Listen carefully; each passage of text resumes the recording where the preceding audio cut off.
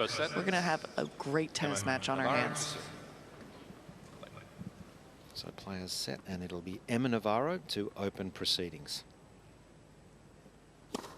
Out.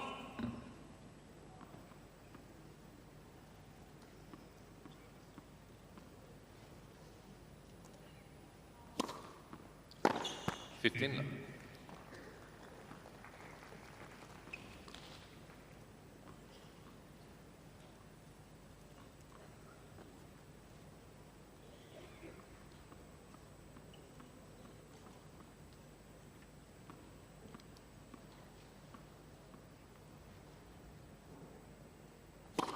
Out.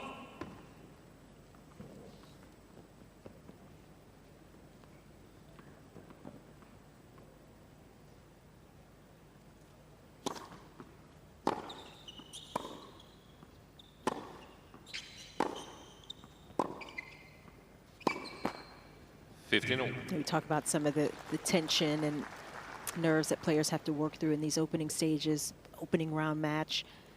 But it can also be a little bit helpful that you're facing an opponent that you know enough, about, you know what you need to do. You have a better sense of what to expect.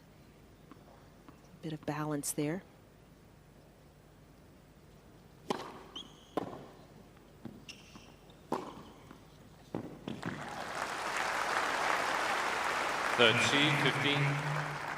It's interesting watching the way both of these players produce their shots. We'll see as this match goes on, but Navarro, she has that ability to flatten the ball out a little bit more, extending beautifully on that forehand.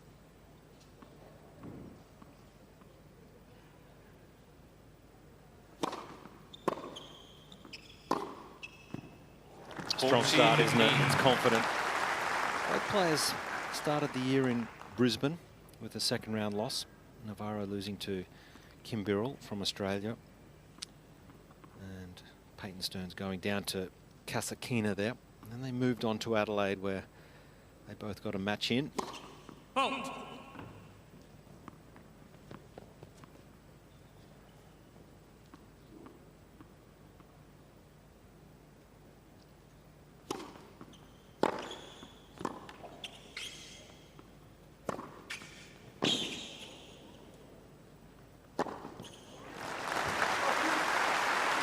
And that's what Stearns will be looking to do as often as possible. Her team, her coach Tom Hill there on the right, very experienced coach at this level. She's got to take it to Navarro whenever she has something that gives her a little more time.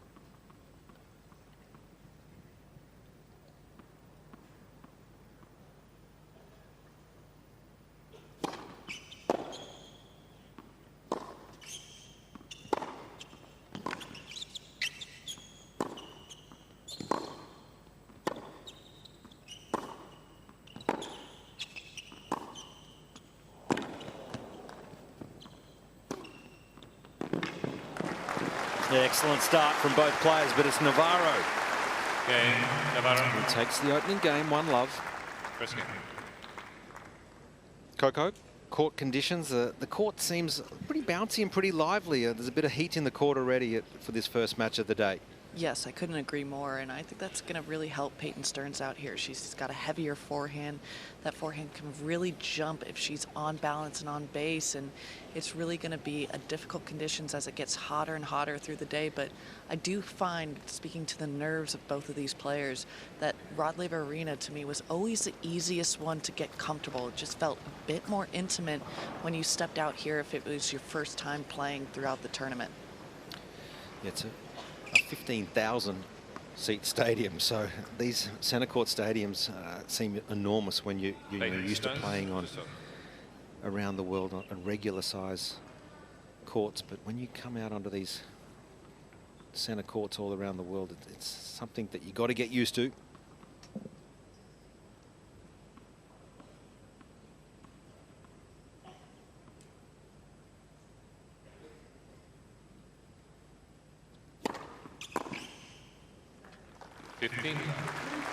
So often how you start can pay real dividends, and Stearns, with how well she tested Navarro in that first game, coming right back and holding Really give her a boost.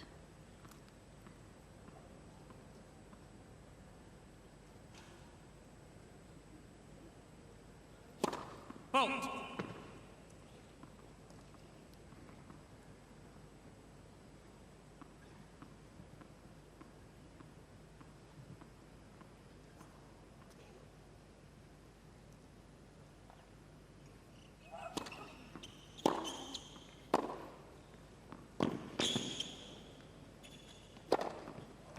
Yeah, she's got a little more margin on her shot, Stearns. You can see how that ball jumped up. No danger of touching the net, but it jumped out and away from Navarro at the back of the court.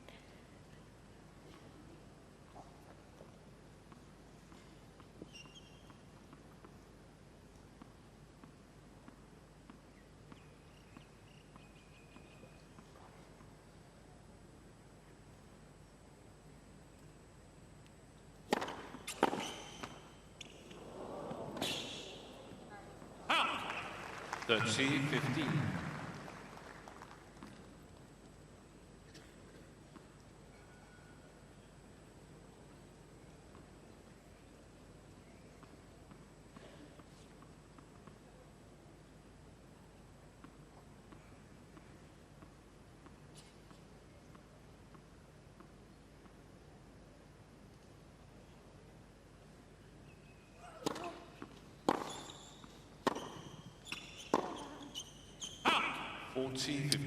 It's a confident-looking Peyton Stearns. She's come out here,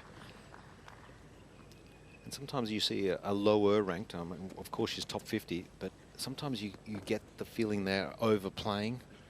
But this seems a very composed Peyton Stearns and very comfortable on the centre stage here at Rod Laver Arena.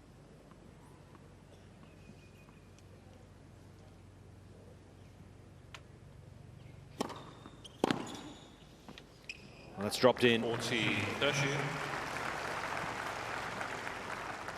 Yeah, both these women, the product of the U.S. college system, playing a couple of years. Navarro at the University of Virginia and Stearns at the University of Texas, where they were able to just build a little bit, the confidence transitioning to the Pro Tour.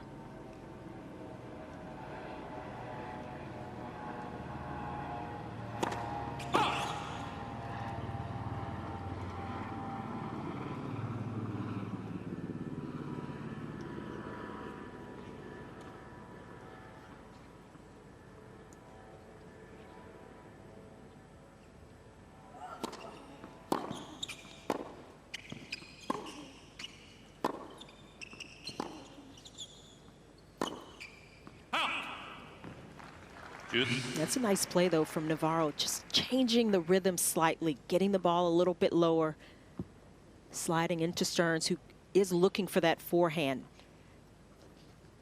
May put her out of position on a few of those shots as this match goes on.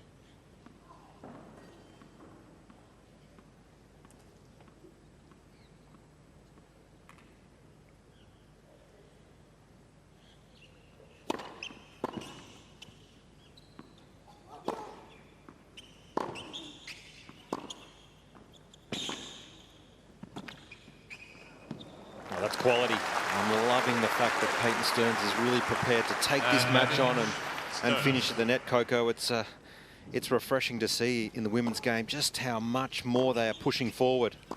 And it's a bit of a product of the college system in the States. You have to play doubles along with singles, so you get a lot more comfortable up and around the net. But she definitely has that kind of swagger about her, that she doesn't mind coming forward. She doesn't mind taking on Emma Navarro, even though she is a top 10 player in the world.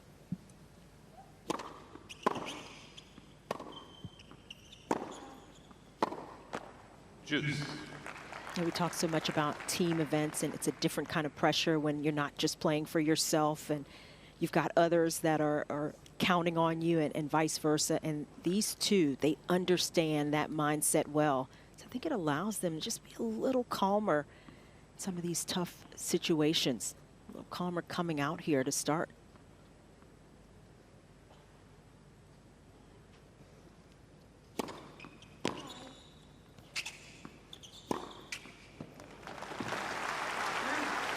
Great shape on that forehand, Peyton Stearns, giving plenty of net clearance and a real weapon of hers. I like the amount of space she gives herself so she can generate a lot of pace and shape.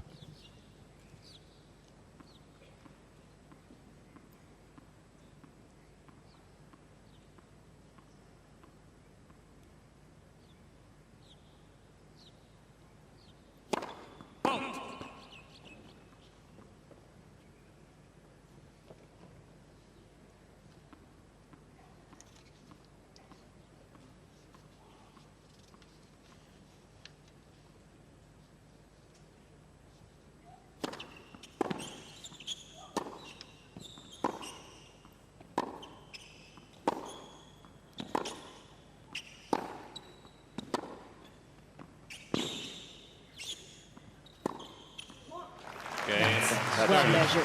Yeah, that's got to be a real confidence booster for Peyton Stearns. Settling in nicely here on Rod Laver Arena, 1-all. You could just see Stearns, she dropped back just slightly where she could be a little more patient, work the halves of the court until she got something she could step in on.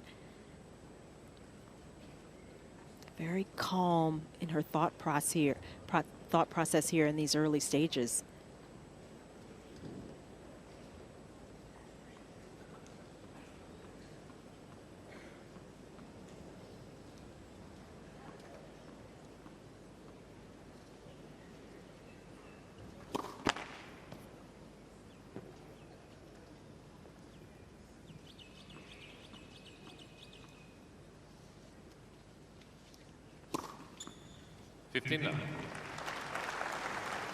Both these players are making their second appearance here at the Australian Open. Of course, Navarro making it as a top 10 player, seated in the top 8 for the first time here in Australia, coming off of a terrific US Open, Navarro, where she got to the semifinals.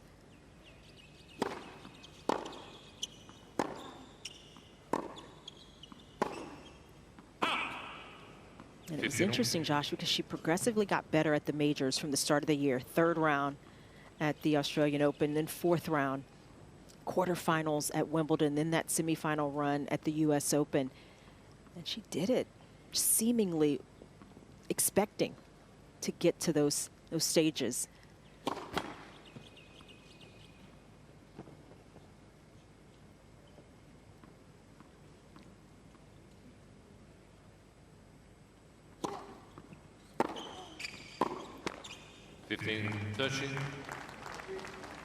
Remember, Navarro had that terrific win against Goff at Wimbledon, and I think that's where she impressed a lot of people, you know, coming in as the underdog, and just how well she handled that moment, how well she handled the surface.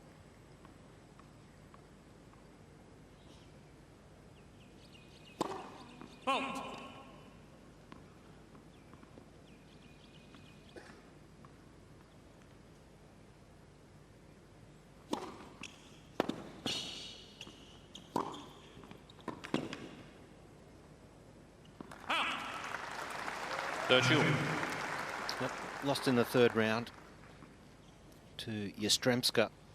Did Emma Navarro last season here at the Australian Open, and Peyton Stearns going out in the 1st round to Cain.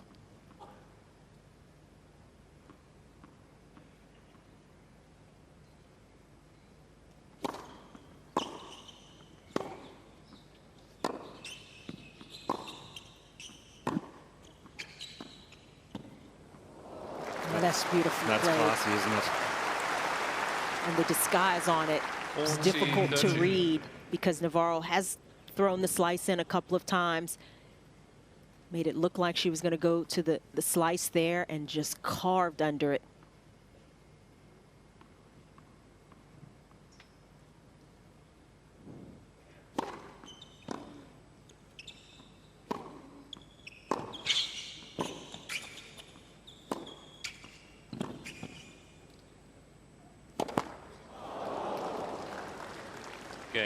Navarro. So it's a comfortable hold again from Emma Navarro. We're off to a good start here on Rod Laver. 2-1 first set.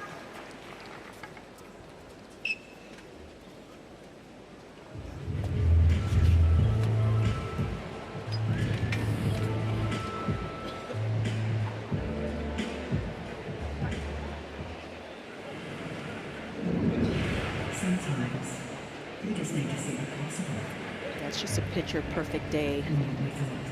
Start this Tuesday here at the AO, and sometimes a little bit of a benefit playing first match up.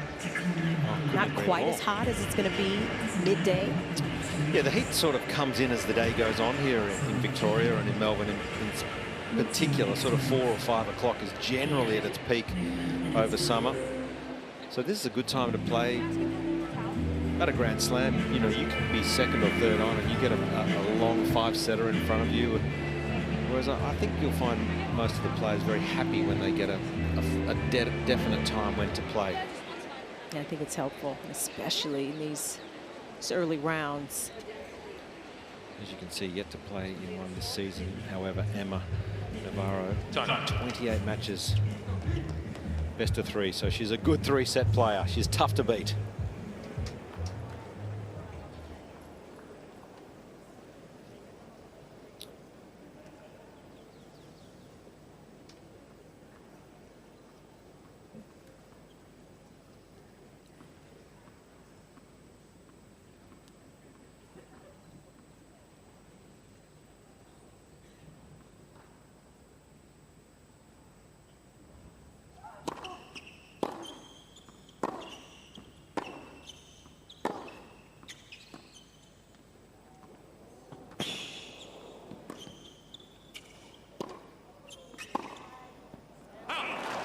That's good work from Stearns. You see a bit of her athleticism there. Not easy shots, especially that overhead to get under it. She didn't overplay it.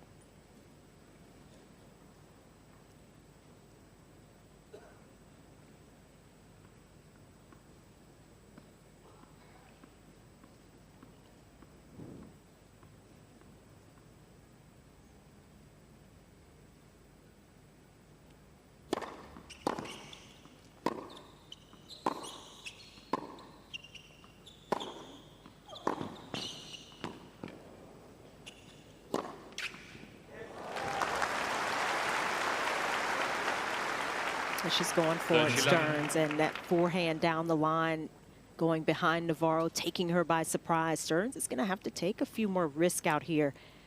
The fact that she knows it maybe makes it a little easier on the decision making.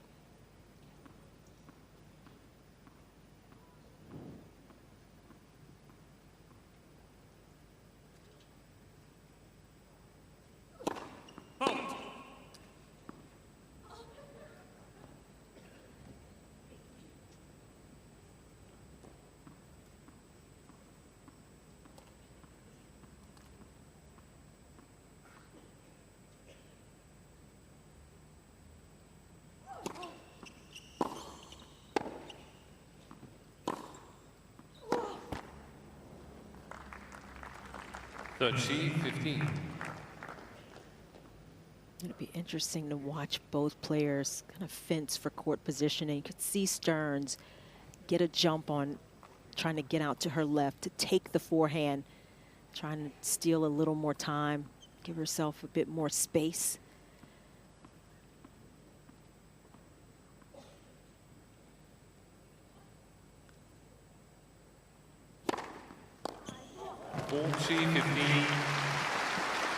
And that's going to be the constant problem for Peyton Stearns. As you mentioned, Chanda, trying to find that forehand. Her backhand wing is a bit stiff.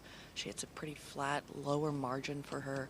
But she has to always remember, don't force the issue to just constantly try and find the forehand.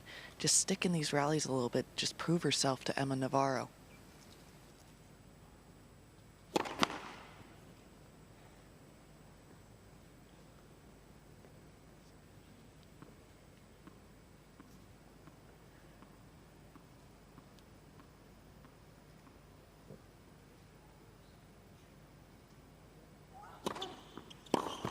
Cain, Stearns. So we're at 2-all, first set. 2 games all. And Coco, I'd be interested in your thoughts on which side do you think Stearns needs to attack against Emma? Well, to me, I like her attacking Emma Navarro's forehand. I think forehand to forehand cross court, Stearns has the advantage there just with the heaviness of her ball and the athleticism and the velocity she puts behind it. Emma gets a little bit flat on her shot on the forehand side and causes a lot of shank. She pulls away, rips her left arm down into her pocket. So if you keep picking on it long enough, it'll break down.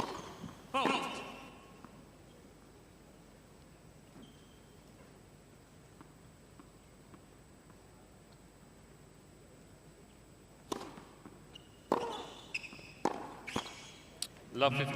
There it is.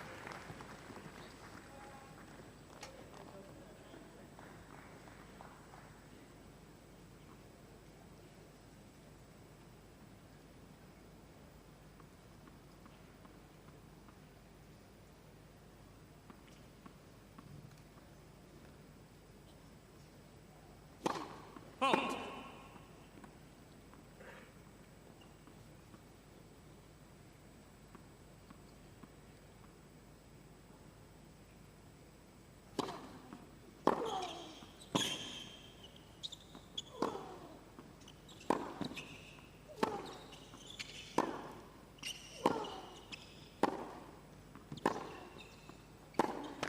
Love 30. And Stearns continuing to pick on that forehand side. Very clear strategy right now, and she's got an opening.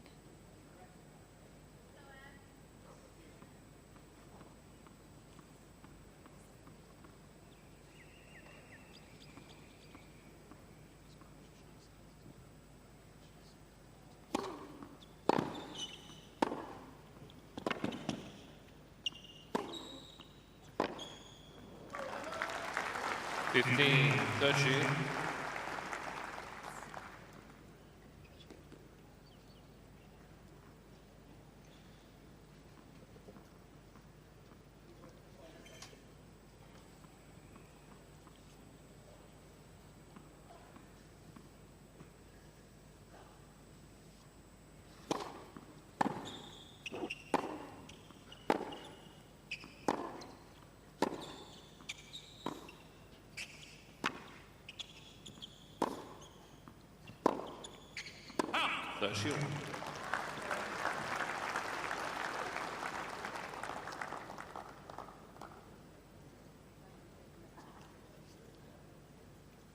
That's such quick decision making out here, and you look at Stearns, the first couple of points very clearly going into the Navarro forehand, still trying to mix it up, trying to figure out how to create that pattern as often as possible.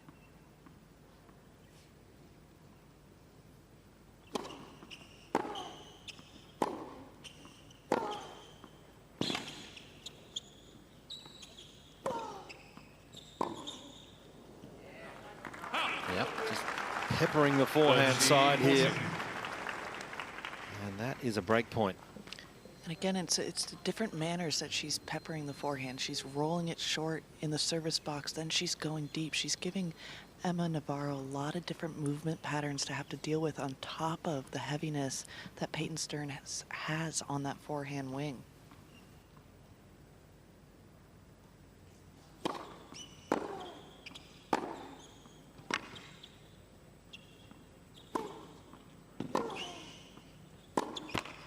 On a first break point, it's Peyton Stearns. Takes it and leads 3-2 first set.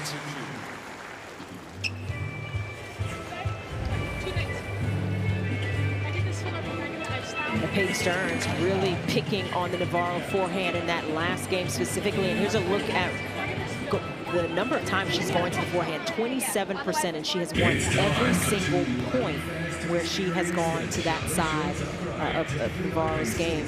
That's going to be the strategy. That's going to be the play. The question is, how often can she recreate it while still mixing it up just enough where Navarro doesn't get a bead on that play. But so far, it's gotten Stearns the break of serve.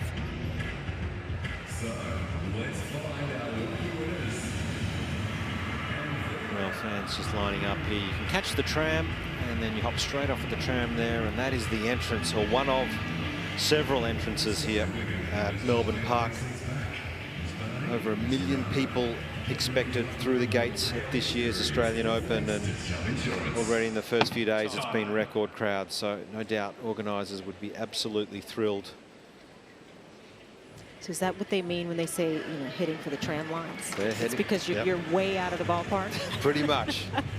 Pretty much. Well, the level has been good. It's been a strong start from both players, and I've just been so impressed with Peyton Stearns, how comfortable she looks here on Rod Laver Arena. Looks like she certainly belongs. 3-2 with a break.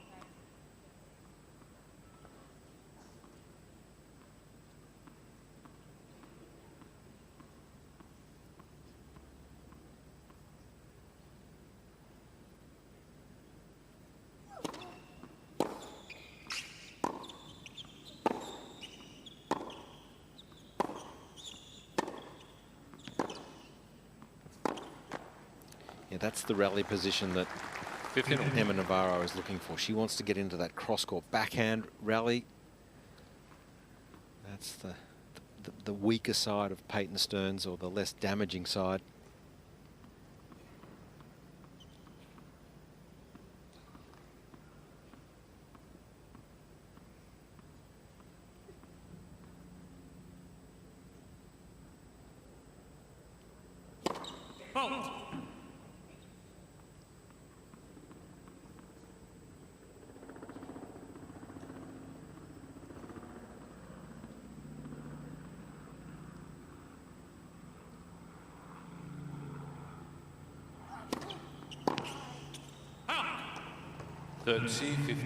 Trying to take that early, but smart second serve from Stearns. A little more body forehand of Navarro. Just didn't give her a lot of time.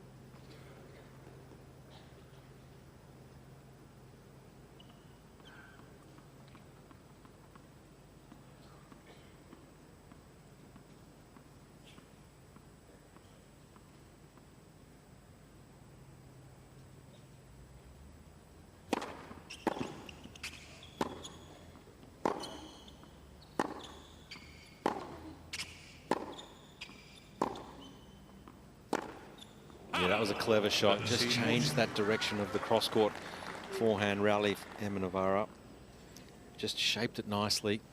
Oh, and Stearns, just trying to be a little too tricksy out there right now instead of just going more straightforward, using what has been working. Instead, it's a break back point for Navarro.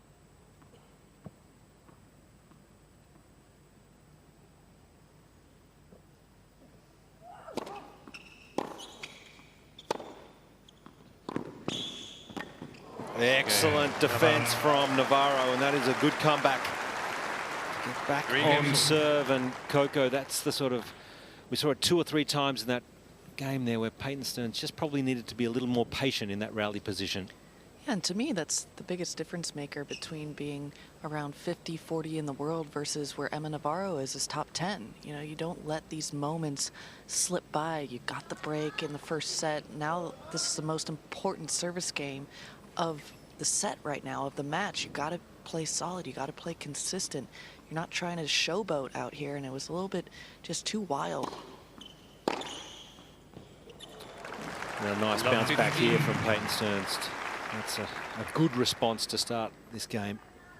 Yeah, that's going to come with more experience, I think, for Stearns. That's where her game can continue to grow inside the world's top 50, trying to push up further, get closer to top 30 and top 20. It's being solid in those moments.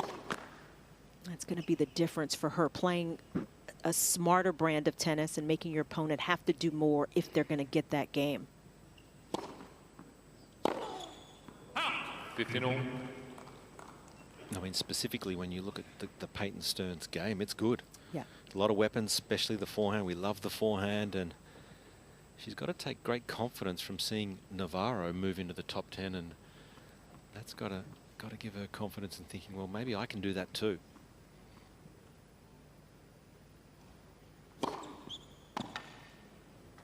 To Coco's point, that's the difference at the top of the game. Everybody can play, everybody's got game.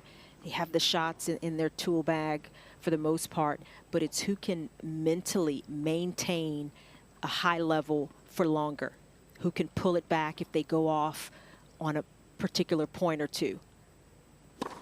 Out.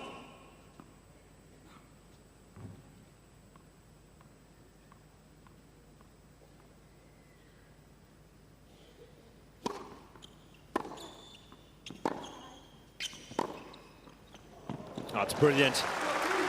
Such a fabulous shot from Peyton Stearns, his forehand.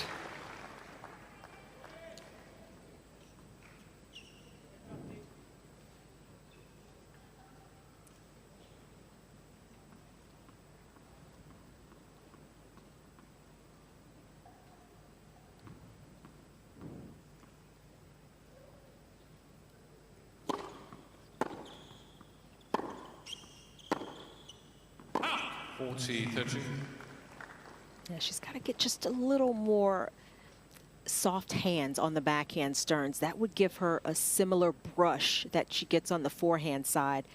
That ball a little straight, not enough spin, and cause it to sail long.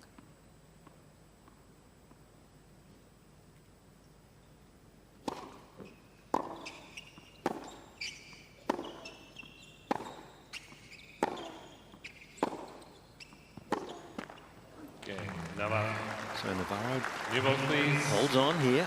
Navarro leads On serve, 4-3, first set, women's singles first round action.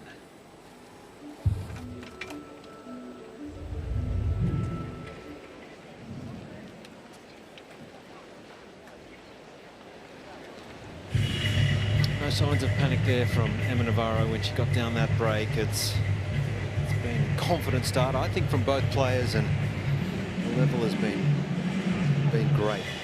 And I think, you know, as a top 10 player now, you know, Navarro, she's used to playing at a higher level more consistently now. And against an opponent who's not quite there, you look for little signs that mentally they can maybe crack. Mentally, they're not quite understanding how to stay in that space. And Navarro just saw it there. And that has to relax her even more. The fact that even if Stearns hits some great shots, even if she pushes her, Navarro is going to have a chance. She's going to have an opportunity if she's ready to capitalize on it.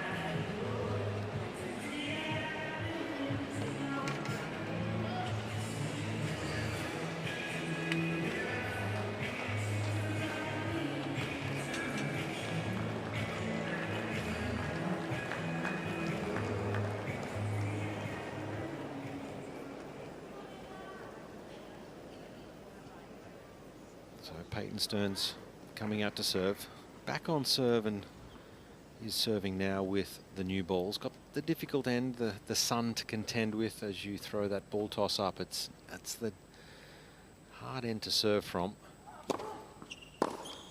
15.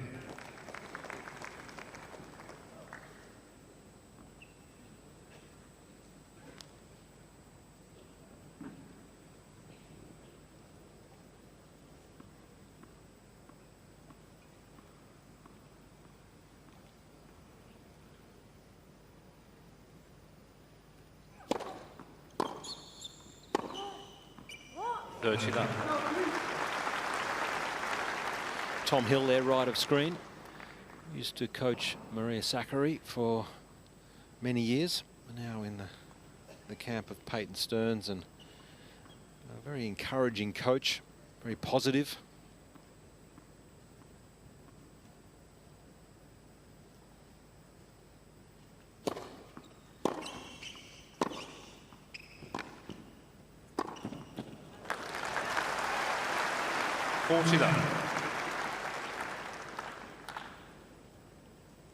A big part of navigating these matches against the better players is just maintaining positive mindset. Even when you go off a little bit, lose some opportunities.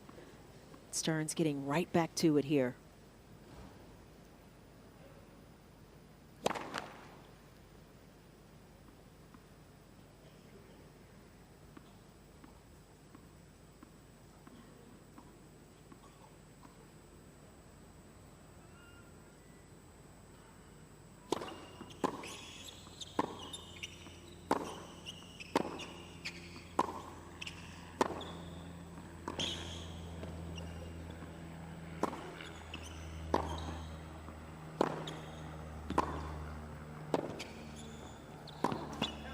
Cain, Stearns, forehand home.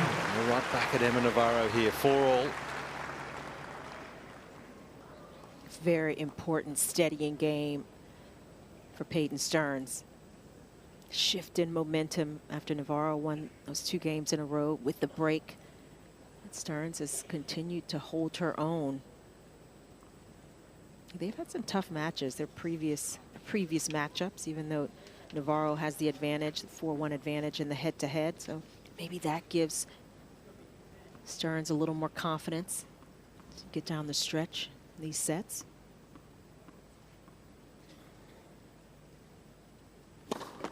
Let's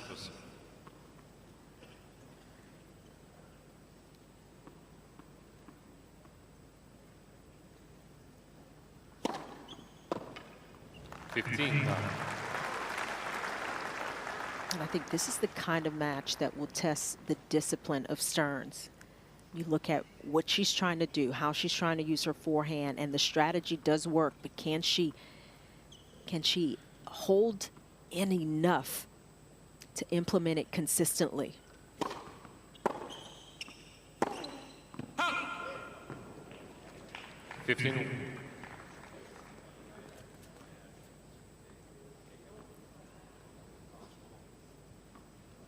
Navarro's got to try to figure out how to get more on the front foot without letting it create more mistakes, especially off that forehand side.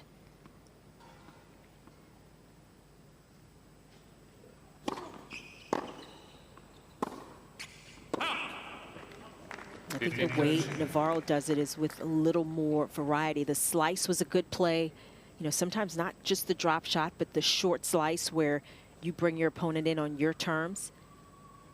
You make Stearns have to hit those backhands from a more difficult position.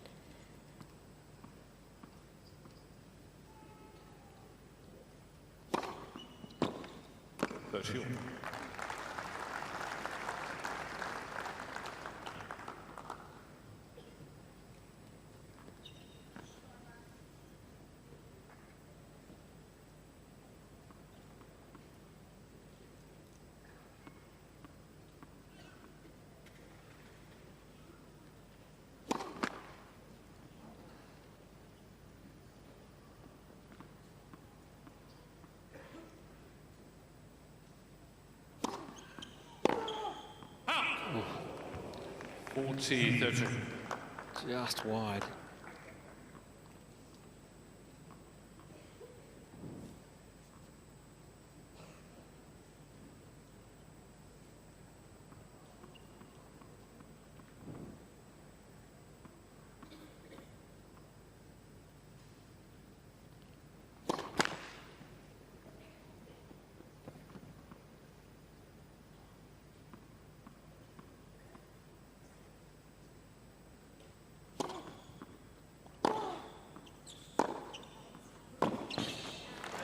Again, it's quality from Emma Navarro to hold serve. It's a 5-4 lead in the first set.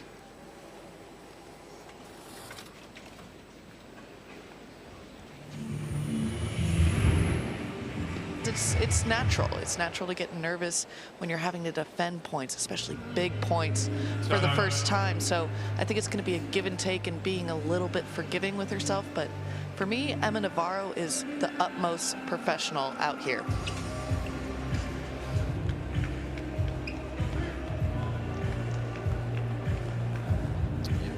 It's been a great start today, day 3 here at the Australian Open, and it's 2 Americans taking center stage here on Rod Laver Arena. On serve, Emma Navarro, 5-4.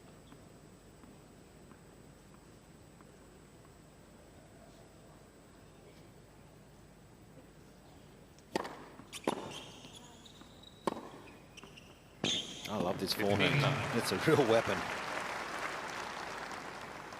That serve, and then always looking to get in control. And with the forehand, it's safe, it's heavy. Big target there, not bringing any of the lines into play, and you can just see it explode off the court. It is such a weapon.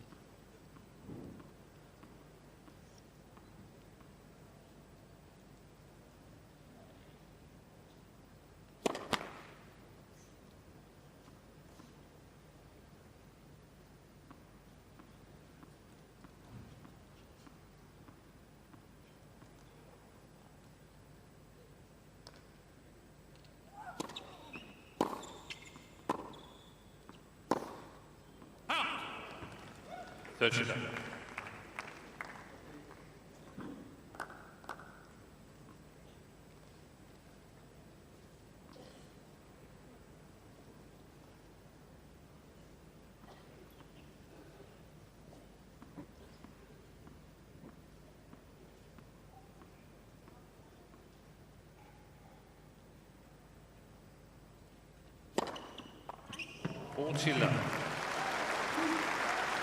Both games now from Stearns have been clean on serve. Yeah, there's no self-doubt at the back end of this set. It's been clinical, and it's been great serving up around the 180 km/h, which is large.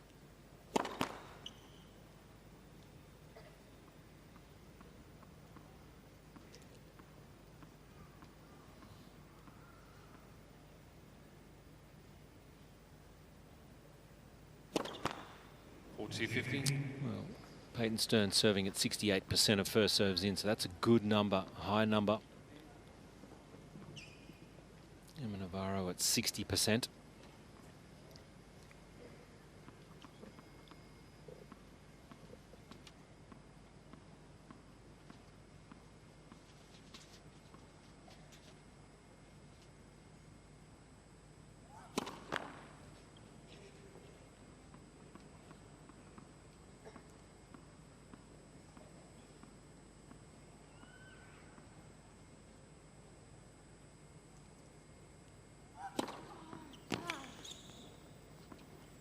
Yep, no problems. Pushes deep in the first set here. 5 games all, first set. As she continues, Stearns, to mix her serve up beautifully. It's kept Navarro off balance a couple of times. Navarro has tried to lean to the forehand and get a jump on that side, but she hasn't been able to camp out there. And Stearns with another clean service hold.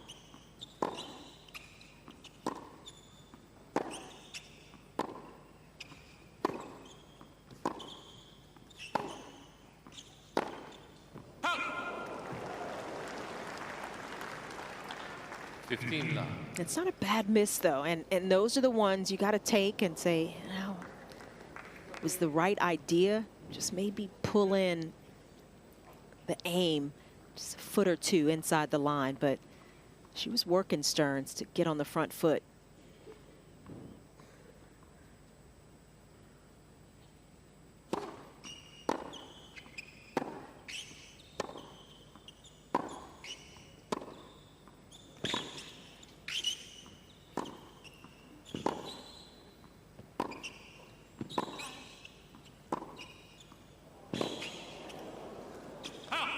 they're really spreading the court here.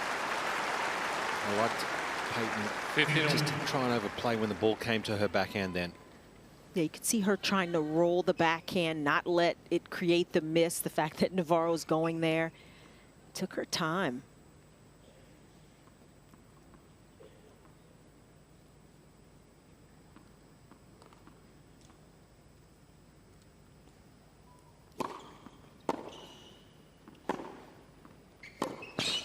The T15.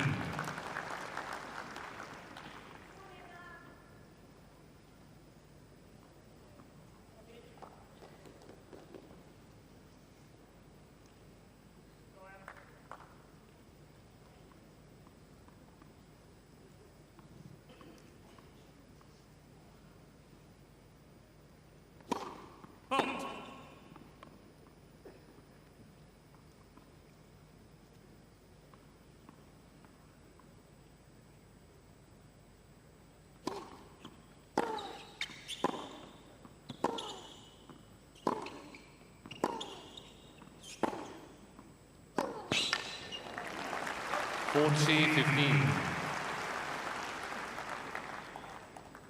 Sometimes when a player is more comfortable moving to the left to take forehands, and especially going inside out, they aren't as quick moving wide to the forehand, and that's what Navarro's trying to take advantage of here.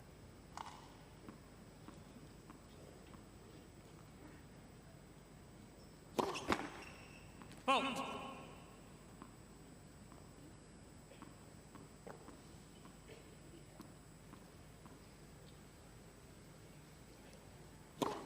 Let's seconds.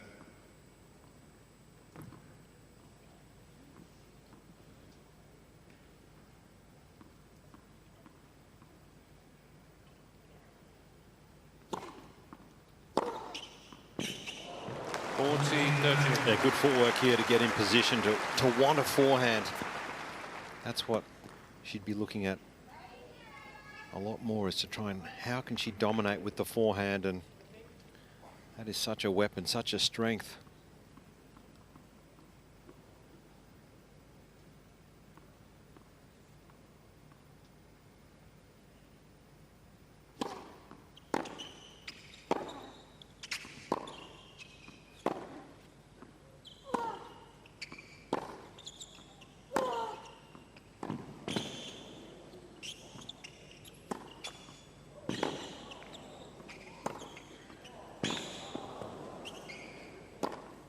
Oh, it's brilliant. Peyton Stearns showing us not just the pace, but the variation, and finishing at the net. Juice. And Navarro using her defense, trying to reset this point, but Stearns just not allowing it. Giving herself a lot of margin, though, but making Navarro put on the running shoes.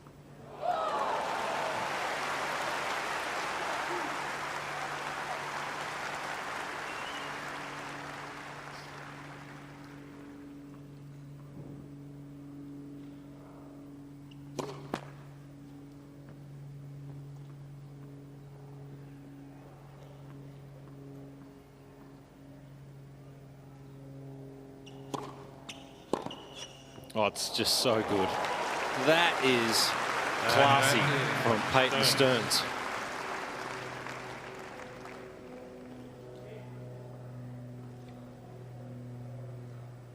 Well, out of nowhere, earns herself a break point here on the Navarro serve.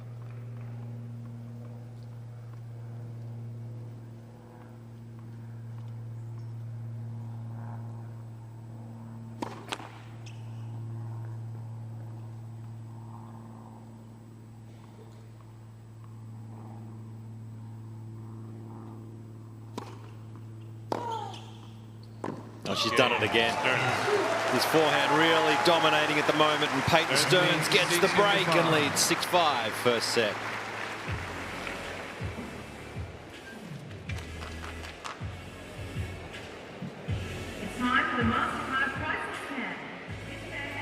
Didn't do a lot wrong, really, Emma Navarro, but it was just this forehand that's just so dangerous.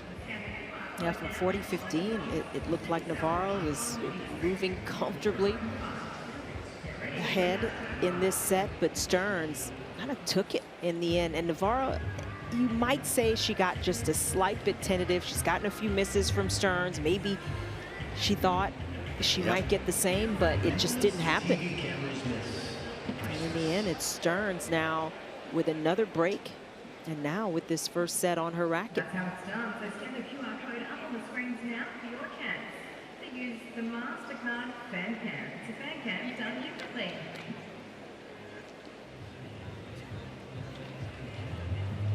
Time.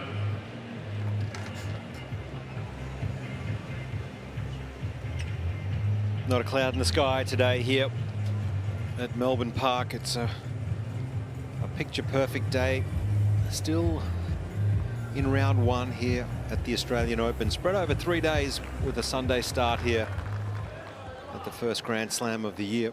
And Peyton Stearns has been very impressive.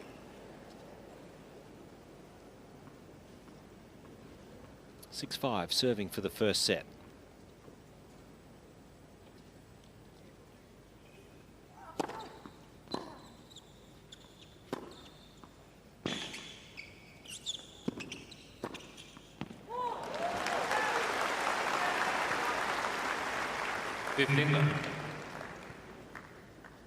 Yeah, she's realized, Stearns, that Navarro, for the most part, can't really hurt her, especially if she stays neutral. And it's allowed her to relax a bit more in some of these rallies.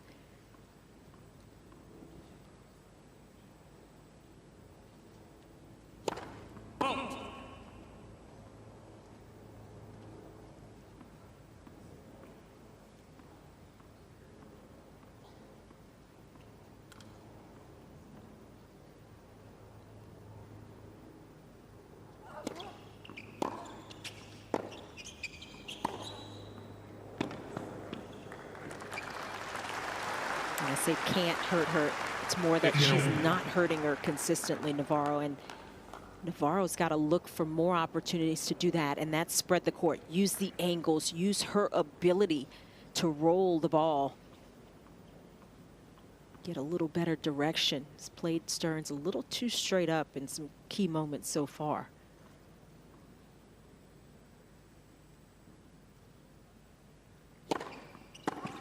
So it's C15.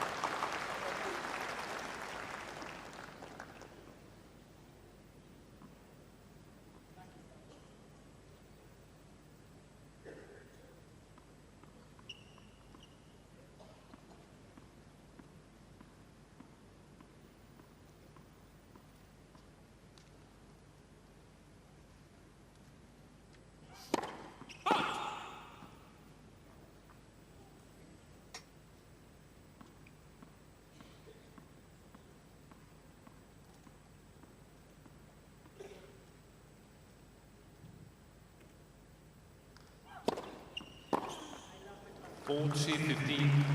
Going for that second serve into the forehand with a little bit of extra pace. And Peyton Stearns with 2 set points.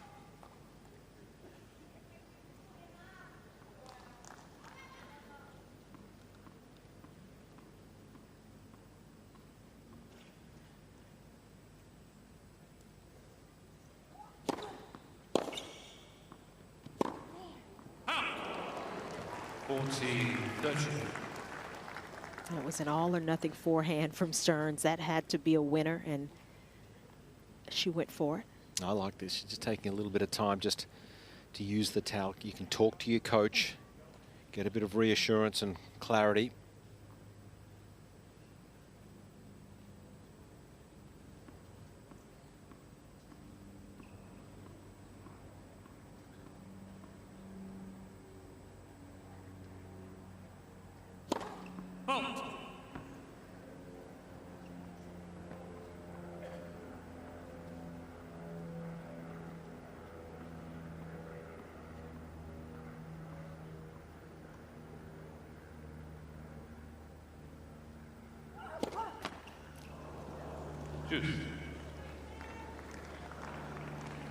Yeah, all of a sudden, you start thinking about the score line. You start thinking about where you are, so close to the first set.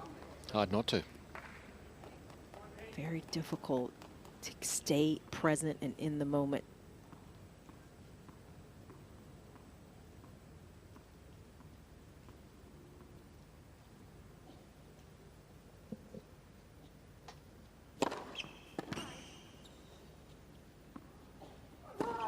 Yeah, she missed it. And this has been a disaster now, the last few points for Peyton Stearns. When you start to think she's 0-8 against top 10 players, this is a first-time opportunity to get this win. Can she do it? And those thoughts definitely start creeping in your head when you've had a 40-15 lead and have to let it slip.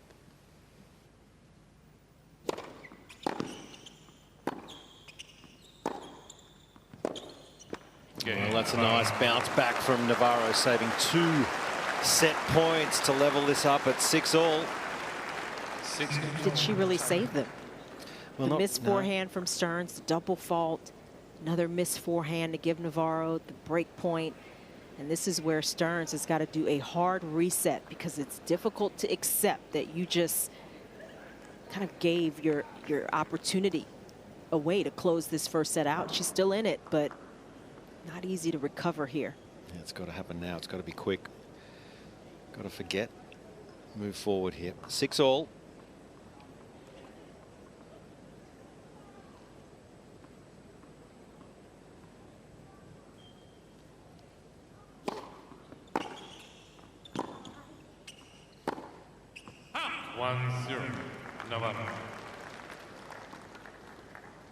Yeah, that's 5 points in a row. You've got to stop that momentum, don't you?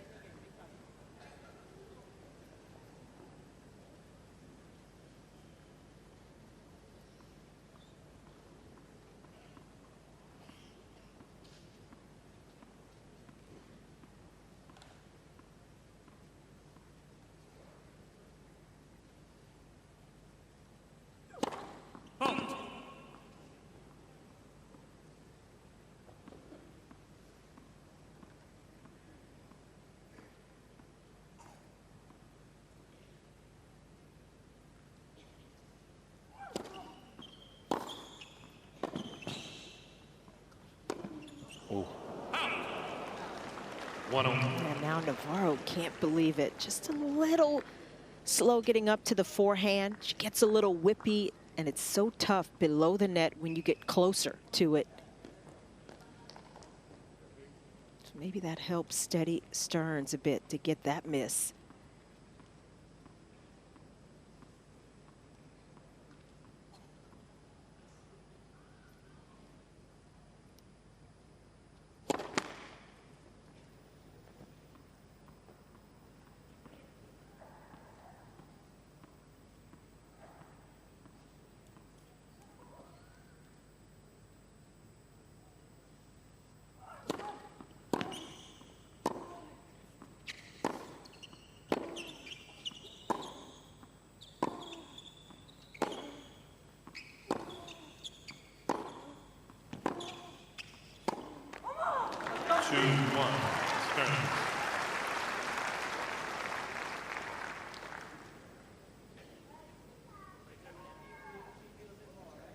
And now it's Navarro's turn to slow things down, go to the towel, get a couple of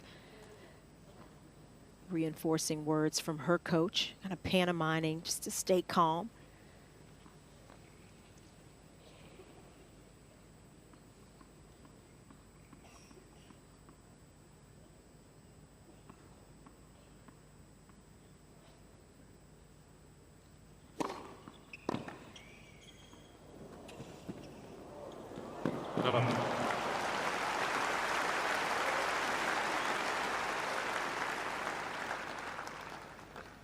We got really nice feel on that drop shot there for a double-hander. She does well, just drops the hand, and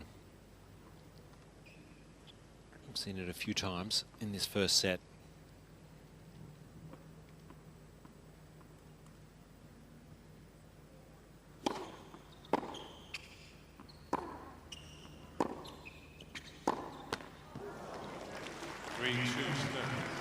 It's the clarity of thought right now that is so crucial for both players, and who can put together string of points.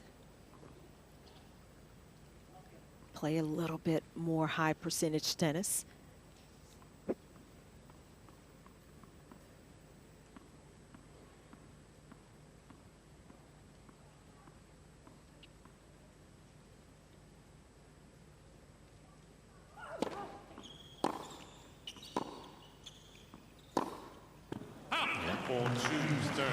Just too aggressive, going for too much, and that's 4 points to 2. Stearns leads as players change ends. When you don't mind that backhand hit aggressively from Navarro, but the mindset is really to get in and put yourself in position in the net. And if your opponent comes up with the goods, then you accept that. But to not have Stearns even play that approach at this stage, that's the biggest problem for Navarro right now, and maybe a sign that her mind is just getting ahead of her. You can't tell by her demeanor. There's a lot going on between the ears for both these players. Yeah, it's always the hardest part, isn't it? Calming the mind and playing the way you want to play.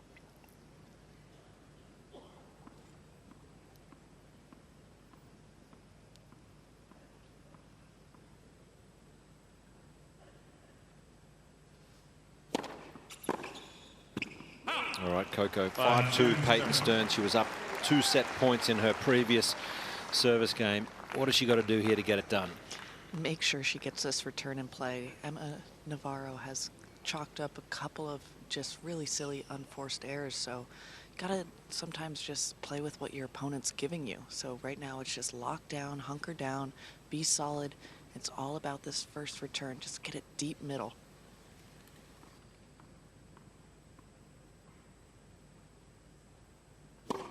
Halt.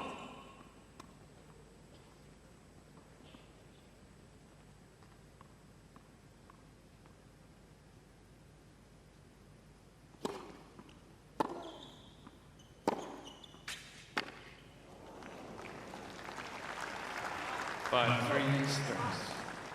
And those are the kinds of misses you question from Stearns. What was she trying to do there? Yeah, and her coach kind of letting her know, just keep going for it. Yeah. This is the moment. Keep hitting out. That's what's got you here. Don't go away from it.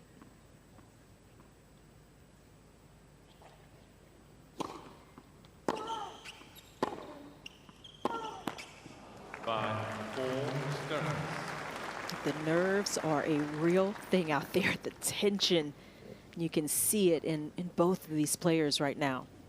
First set over an hour long and could be monumental for whoever can tuck it away.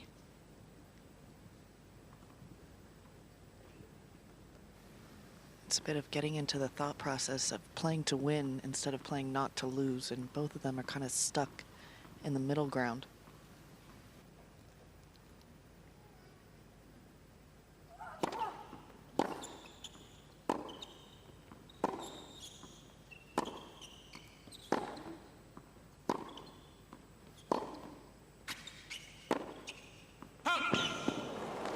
It's another one of those shots from Navarro where she just changed the tempo slightly, a little more height, a little more spin, slowed it up, and the mishit from Stearns.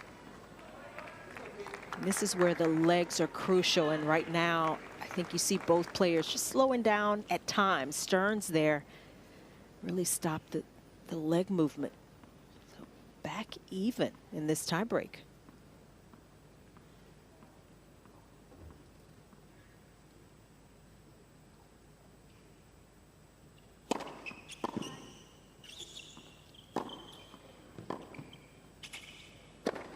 Yeah, better point.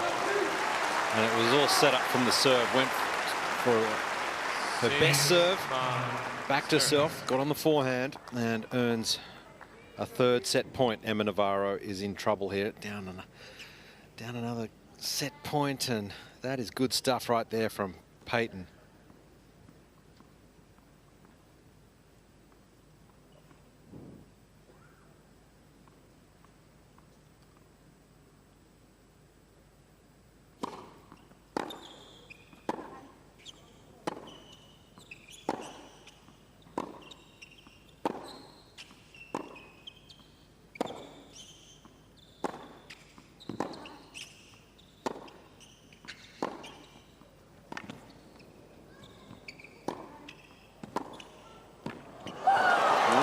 set of tennis, and it's Peyton Stearns who's pulled off the first set, 7 games to 6.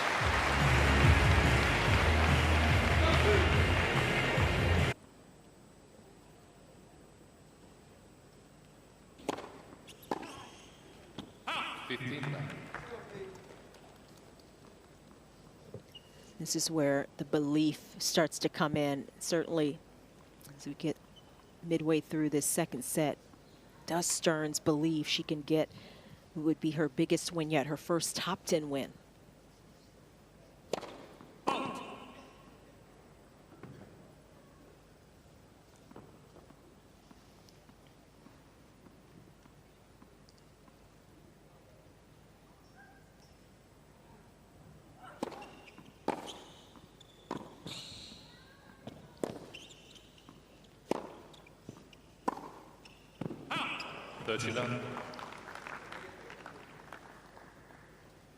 Right now, that backhand is the shot that has kind of let Navarro down.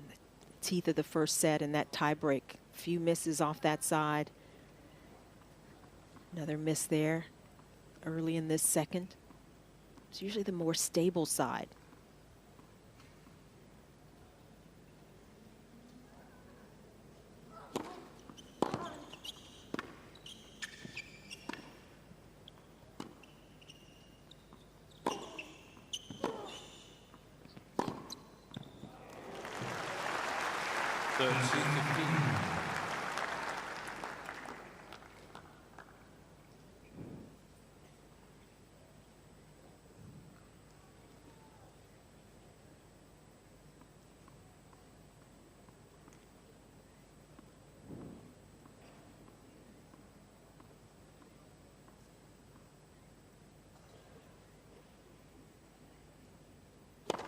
Let's.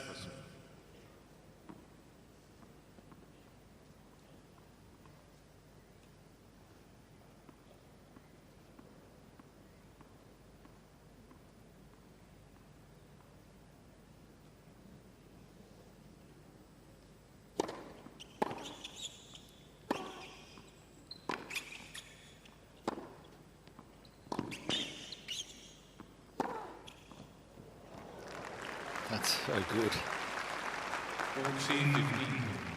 Just really great shape. I love how that forehand, yes, it just clips the line, but I think as she moves forward in her career, this forehand really is a weapon, and she can flatten it out, she can shape it.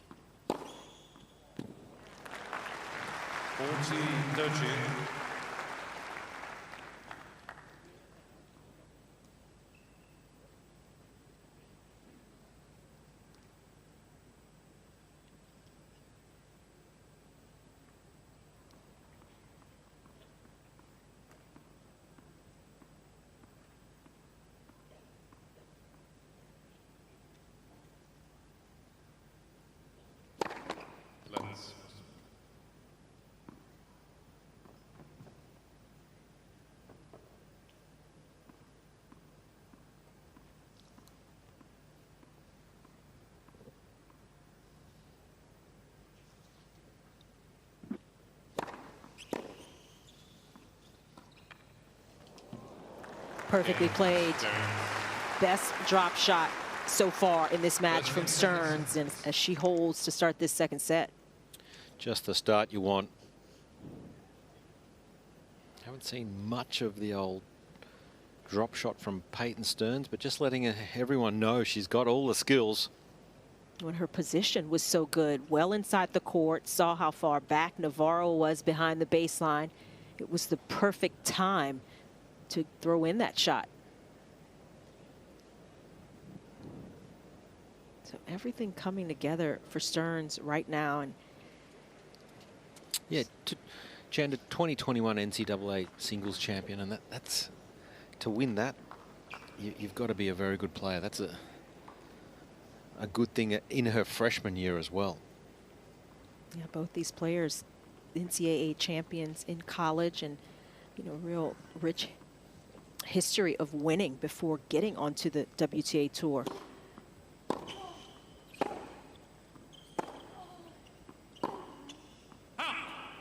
Navarro has made strides quicker coming out of college, but Stearns has been right there already with her first title as well. Stearns, that was in Rabat on the red clay. That's been the surface she's had her better, more consistent results, but she can play on this surface clearly.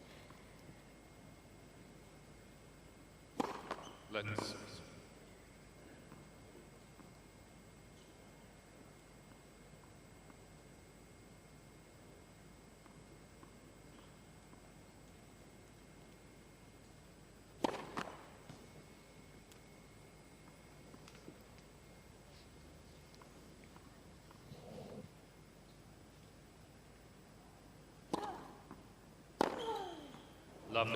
But if you look at Stearns' skill set, you can maybe see why she's got a natural affinity for the clay, being able to have a little more time on that surface, to take forehands, to run around and dictate positioning.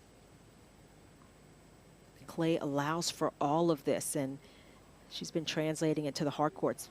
4th round of the U.S. Open at the end of this past season. That was a real boost for her.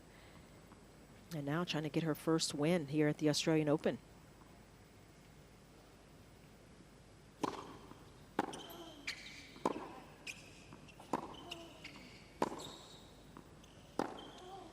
A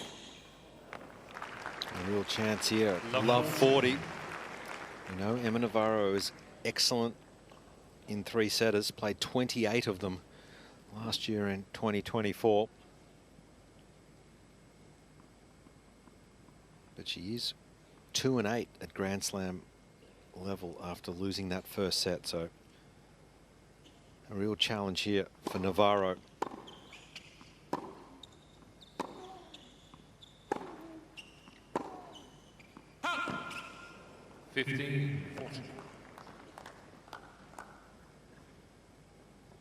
Definitely an opportunity for Stearns here if she can just stay calm, give herself a little more space, still hit the same way and go after her shots. A couple more break points.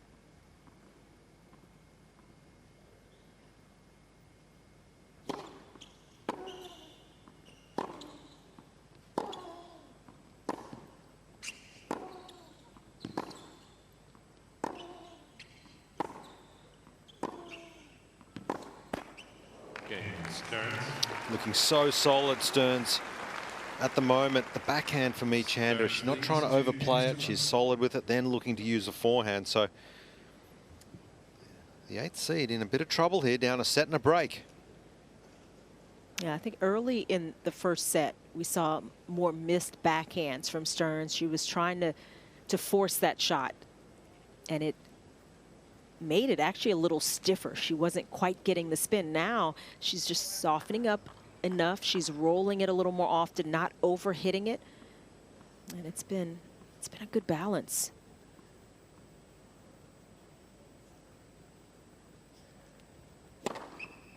Get the feeling this is a big opportunity to really put some distance on the scoreboard here. A 7-3 love would be a really handy lead here for Stearns.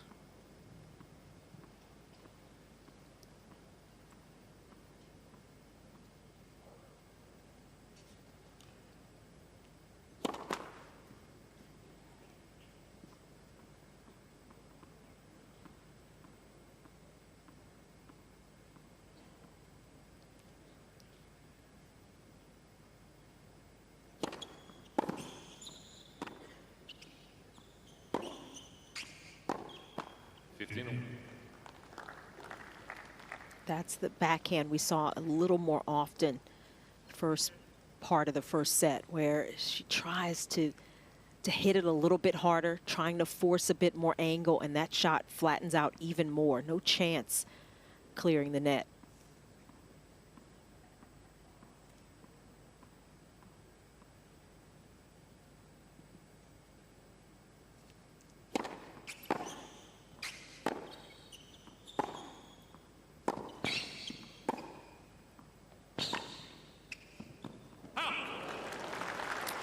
Yeah, that's a good point there for Navarro. I feel now is the time to try and push forward. I just feel she's got to take a bit of time away from Stearns and just stop Stearns from playing her own game style, because that forehand of Peyton's has been so devastating today, setting up so many points.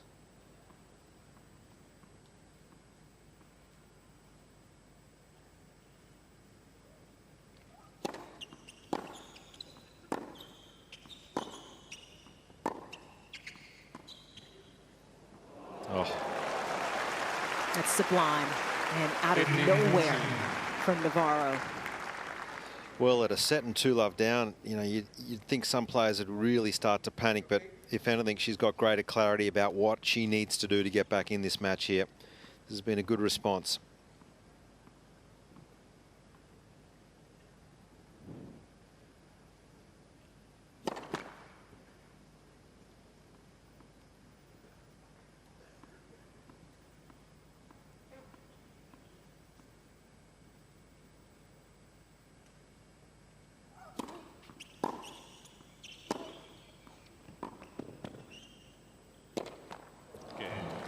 Well, that's a good hit back, isn't it, from Navarro? Just staying in touch, but it's still Peyton Stearns in front. A set and 2-1.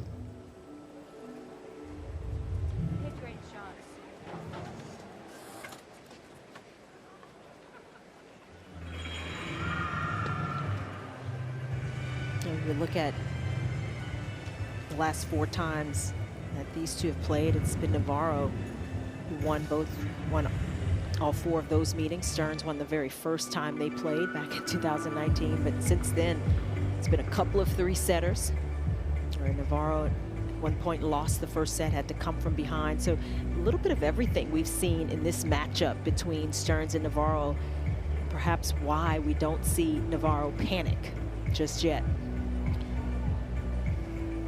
It's a picture perfect shot of Melbourne City. You can just walk across the bridge there and you're straight into Melbourne Park here. The venue is just goes from strength to strength on the right there. That's the player cafe, player lounge, which is just enormous, so plenty of space for the players to spread out and prepare properly.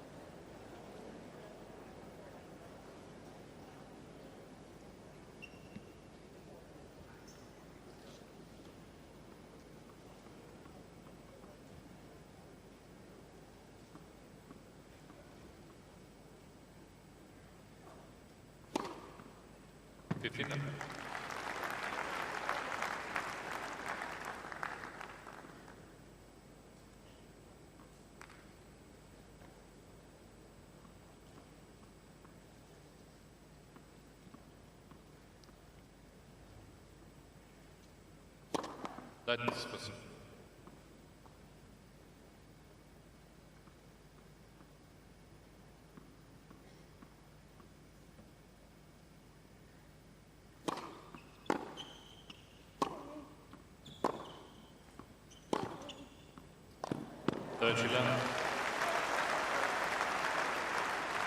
That's the shot I've been looking for from Navarro for most of this match. It's the forehand, but it has a little more whip, a little more angle on it to get Stearns stretched out, off balance.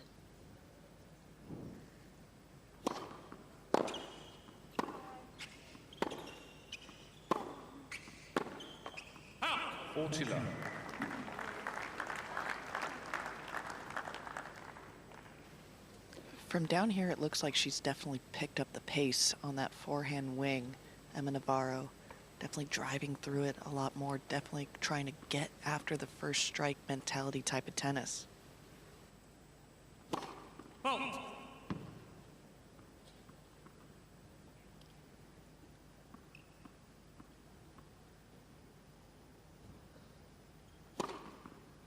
Okay, Navarro. Yeah, that's good. Strike back from Navarro. Just didn't panic when she got down a set and 2 love. And she's been in this position so many times. And if you look at 2024 for Navarro, where she had to dig in and fight back countless matches, she's got the resume to prove she can do it.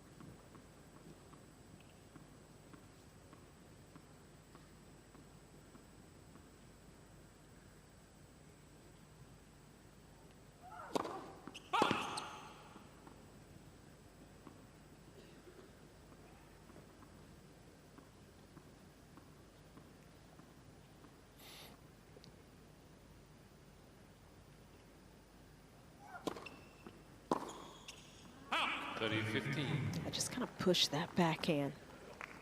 It's early goings yet in this second setup, but already we do see Navarro hitting the ball about 3 miles per hour bigger on her forehand. Stearns has fallen off slightly with her forehand speeds from the first set.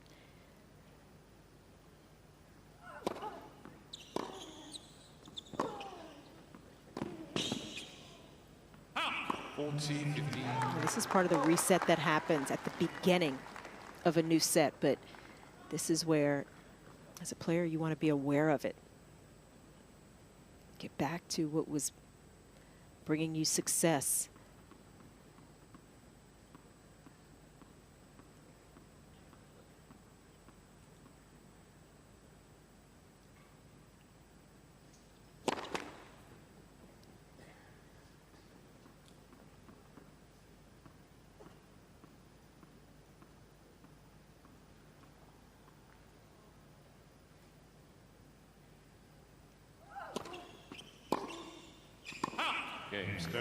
Just steadies the ship here, Peyton Stearns, and moves ahead. It's a set 3-2, Peyton Stearns.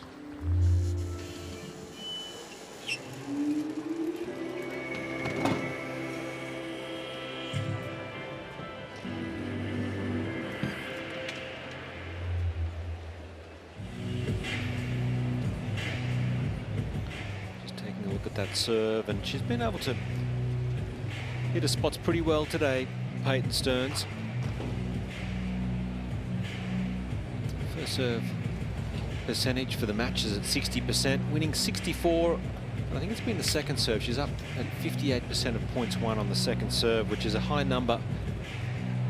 Hasn't been afraid to serve out to the forehand of Emma Navarro.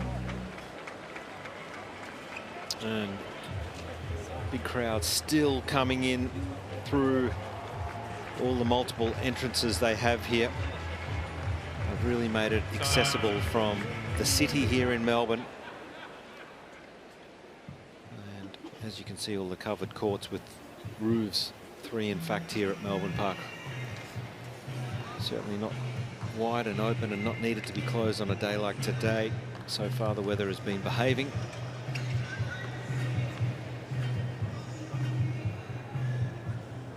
Coco, it's an interesting part of the match here at a set in 3-2. It's an opportunity for Stearns here to cause a massive upset. A very massive opportunity in that last service game that Peyton Stearns have. That was the only moment I've seen Emma Navarro get a bit negative with her shots after a few misses, just kind of looking at her box, just continuing to have some self-dialogue out there.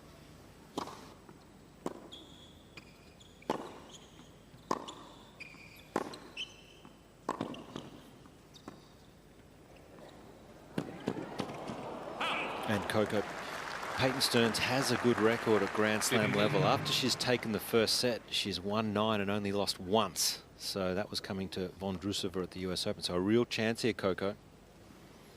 Yeah, and she's got to just bank on what got her here. She's been the more aggressive player. She's definitely taken charge of these points and really been dominant on Emma Navarro's second serve, just trying to get a forehand whenever possible.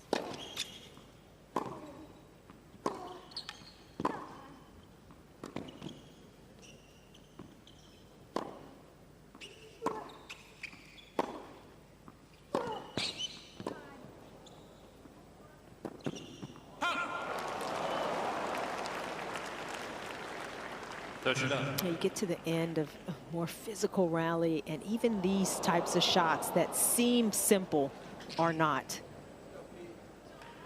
So Stearns taking a few extra deep breaths here.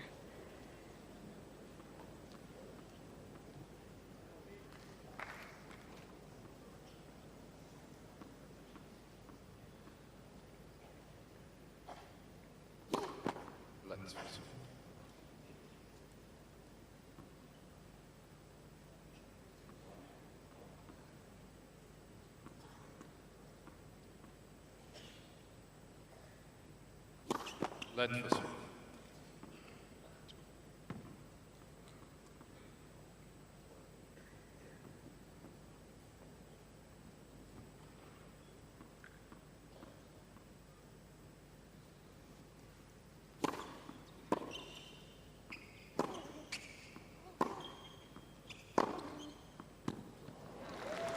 And that's the aggressive forehand that has paid such dividends for Navarro.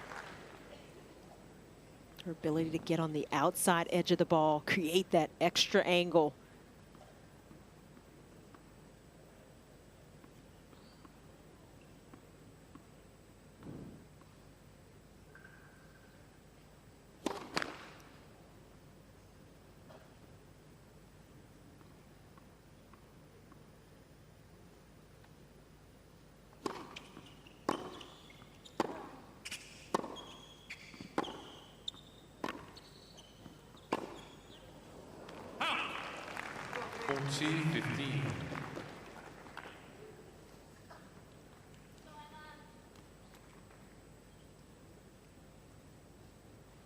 Just a set and a half through this match, and it's been already an hour and a half. Extended rallies, not a lot of short points.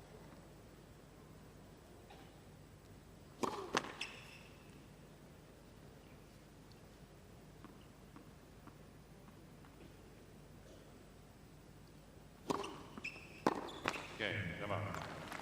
Green games over. Yeah, Chandler, I really like her attitude, Emma Navarro. There hasn't been a lot of signs of panic, even when she got down a set in the break, and she probably didn't play the tie break that she would have liked, but I think she's done a good job of hanging around. Yeah, there's some real positives for Emma Navarro here. The fact that she got down the early break, has rebounded. She's still very much in this match, still in the balance, and you know, if you look at on paper, she's got more experience down the stretch in these positions.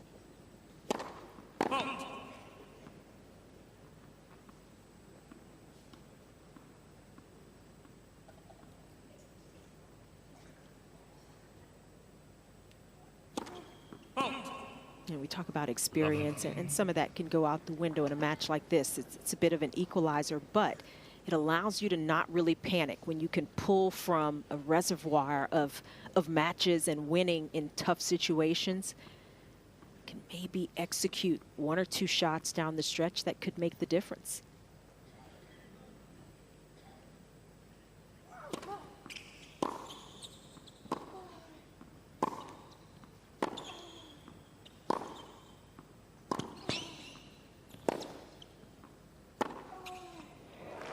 Yeah, well set up.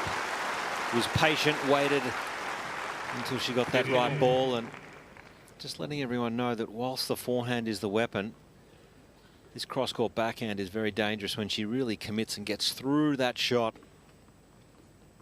Gets on the front foot there, really gets that racket ripping through to the target.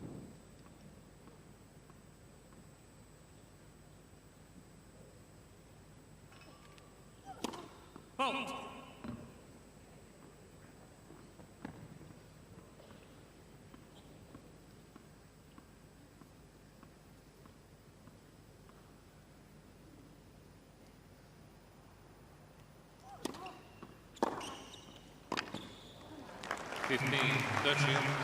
Really does have a wonderful all-court game, Emma Navarro. She's, I know, Chandy, you mentioned she's sort of worked on coming forward and finishing at the net and the drop shot. It's a very well-rounded skill set that Navarro has.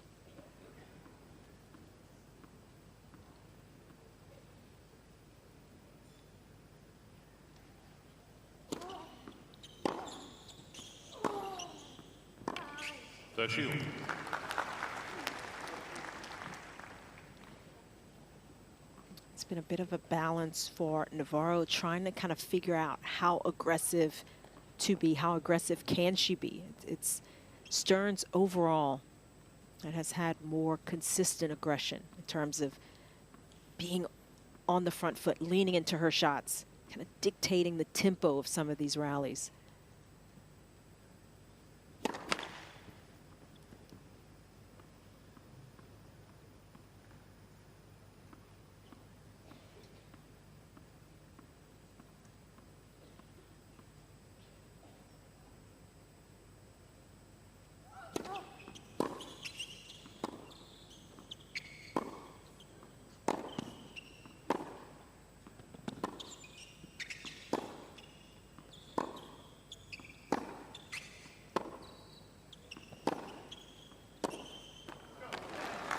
Beaten for pace and time here. Didn't quite get into position quick enough. And Navarro's having to push the envelope a little bit more, and that's where she's been more successful in this match so far.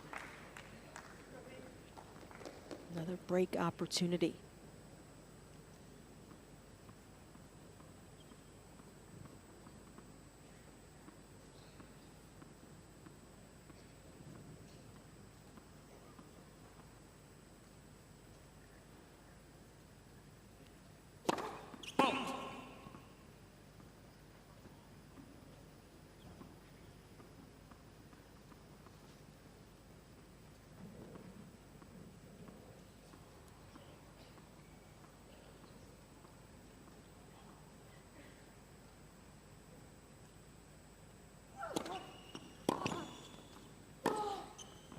Oh, that was the second serve doing the damage there. Really went for it, got out wide.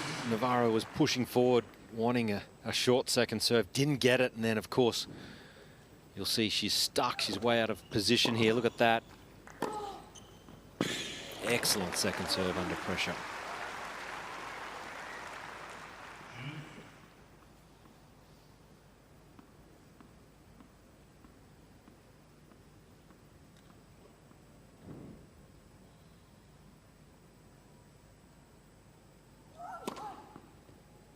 Oh, what a smart serve.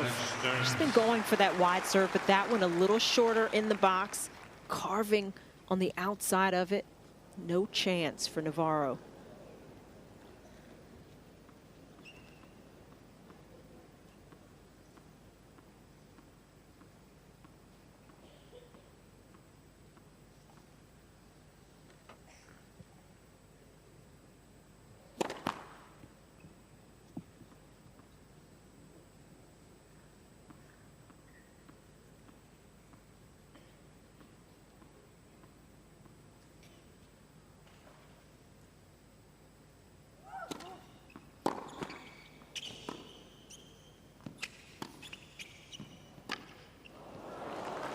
Deuce.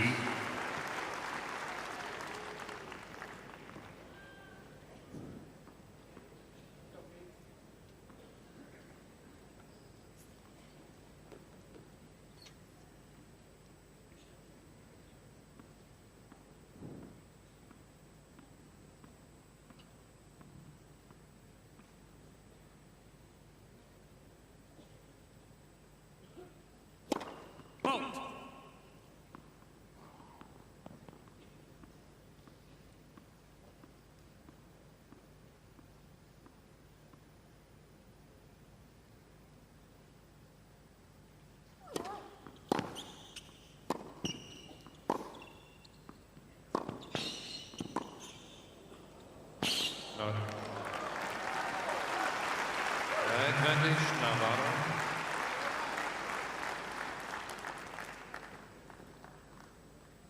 A break point again here.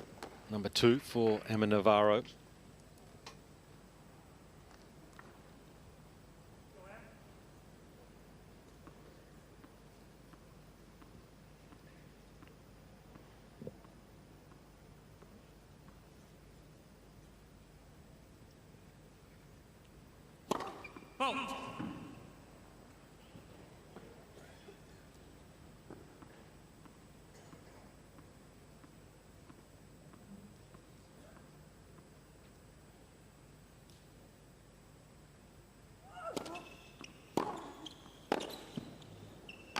That's a great return game from Emma Navarro, and just finds herself back in front now in set number 2, 4-3.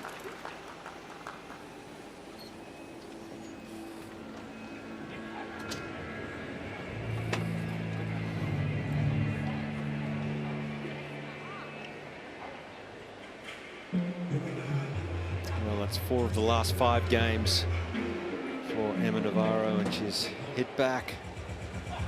You know, she's got a great 3-set record.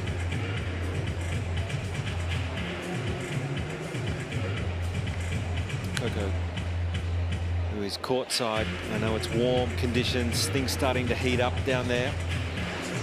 I'm definitely starting to sweat a little bit more. You know, it's this umbrella's trying its best, but it is toasty out here. But both of these women, they're 2 of the fittest players on tour. You can see the big differences they've made in just their body, their muscle tone of coming from college, going and having their freshman year on the pro tour, and then now into their second year, really become the pros pro. And you know, we've seen them both mature very much so in this coming into this 3rd year.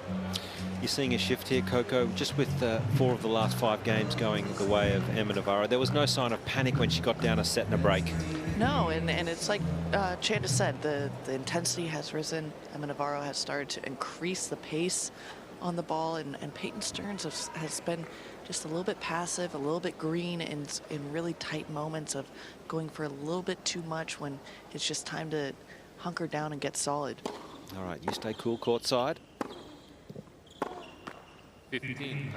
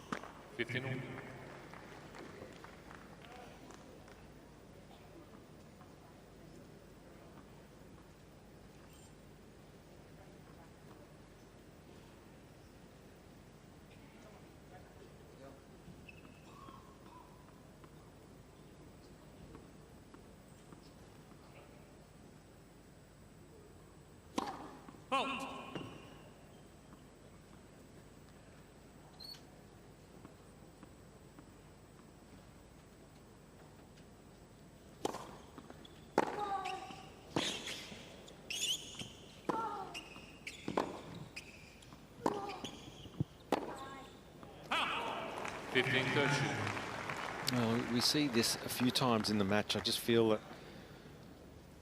when Peyton Stearns gets some of these forehands, shouldn't be afraid to follow them in and try and finish a few at the net.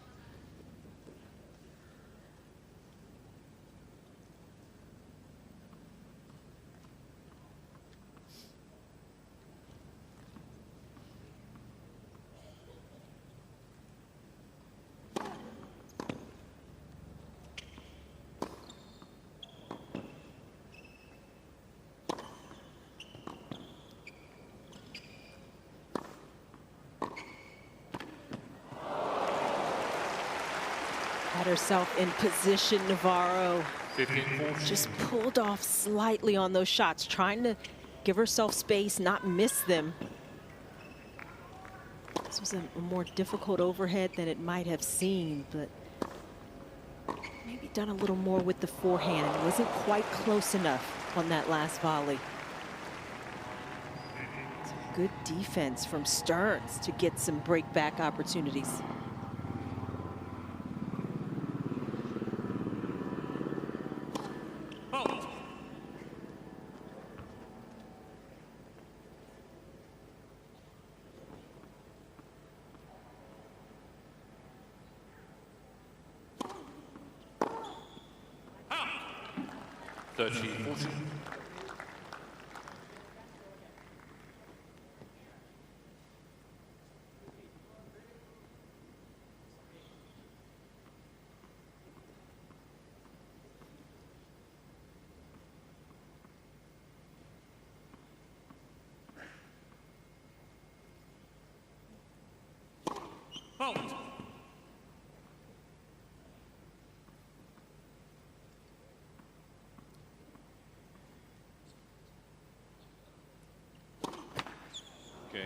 Stearns.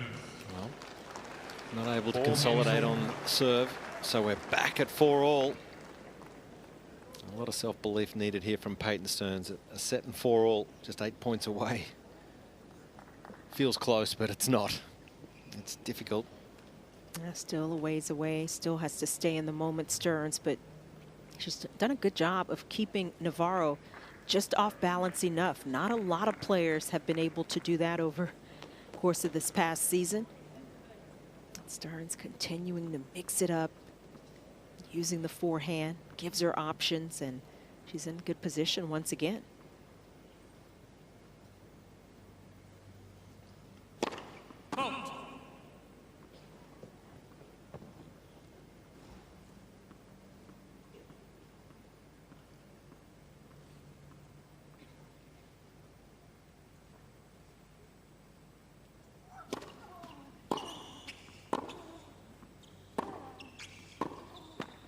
Lovely.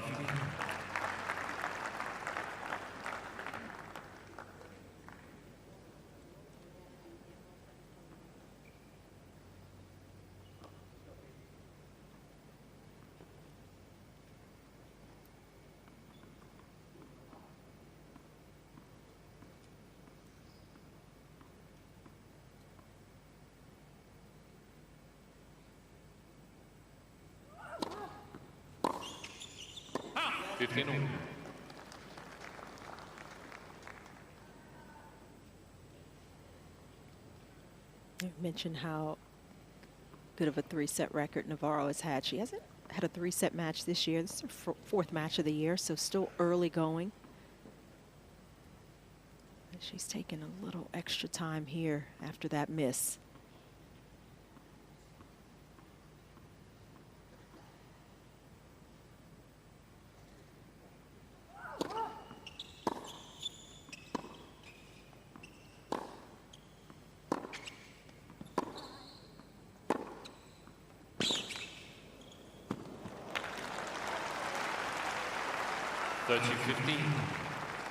Because Stearns has worked to take forehand so often, she has the option. She can go inside in, she can go inside out, and it's keeping Navarro guessing. She can't just take off to one side or the other.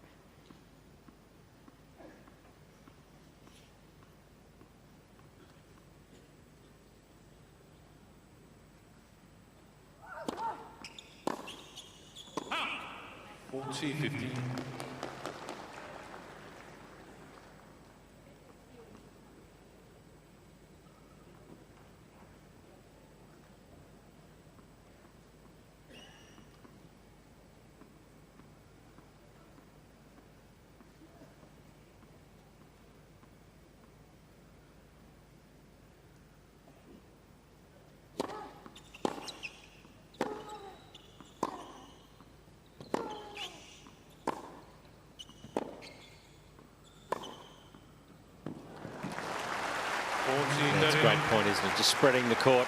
Emma Navarro. Great shape of shot.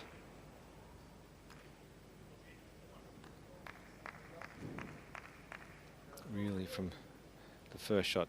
No danger here. See that ball really explode. It gets quicker off the court.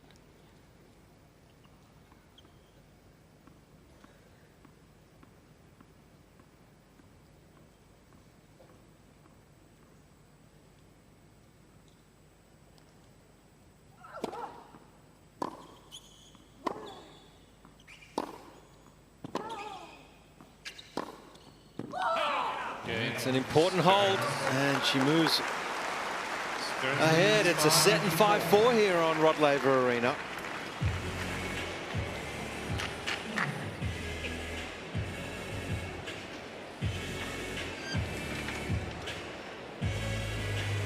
Chandra, it's difficult, isn't it? That's the first Grand Slam of the season. You get very little time to get going at the start of this season. Just two lead-in events, and as well as Emma Navarro has played, I just get a sneaking suspicion she's lacking a bunch of matches coming in here. Yeah, I think it's been a little tricky for Navarro since the U.S. Open, since getting to that semifinal. She's lost a number of first or second round matches, including first week of this season, and the second round, her second match in her second week of the season. So she had a lot more matches last season, and it's a little bit of a reset for everybody, a bit of an equalizer, and I think Navarro's dealing with that right now. All right, big moment coming up here on Rod Laver. We've got the 8th seed, Emma Navarro from the US, serving to stay in the tournament. Peyton Stearns has been brilliant. Done a lot of good things to find herself at a set and 5-4.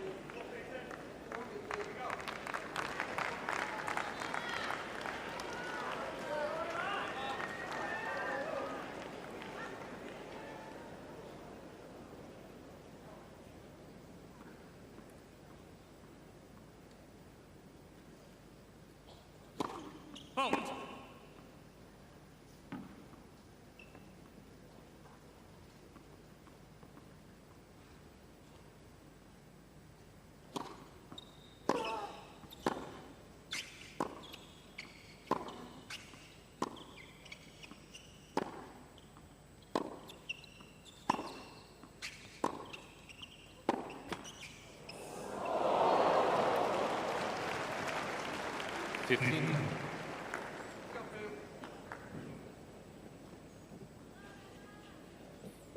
little bit of luck. You're going to need that at this stage.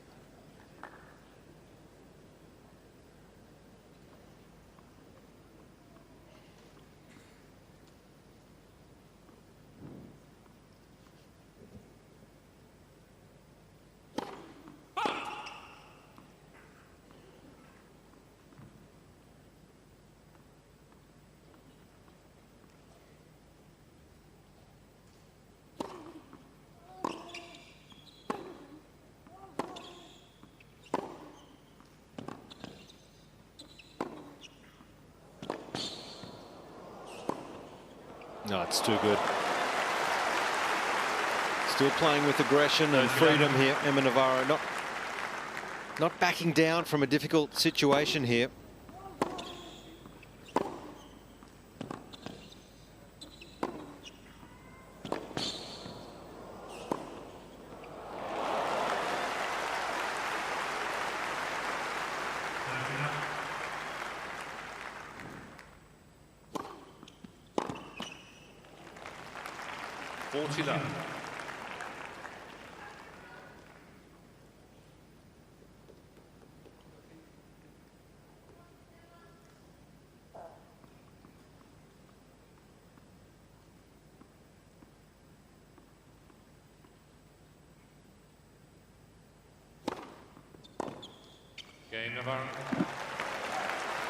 That's a good response, really, when you're serving stay in the tournament. I thought that was really well done.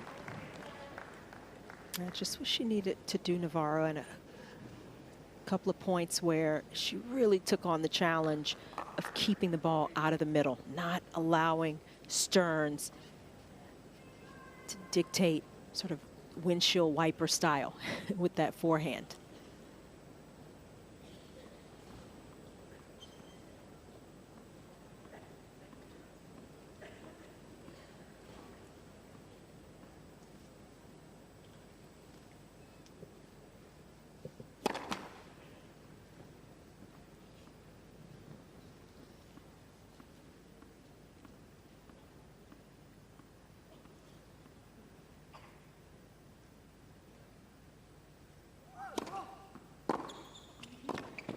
Love 15.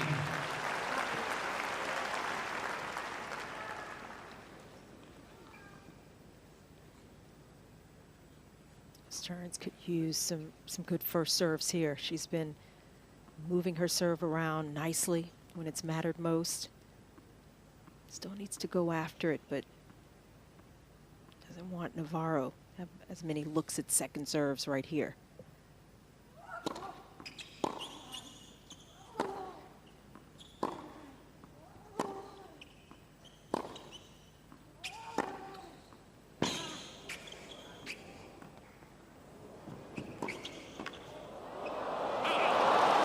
Thinking from Stearns, starting with the serve. She got a little more kick, made sure she got the first serve going, and had herself in pretty good position, but not a great drop shot, and she paid for it.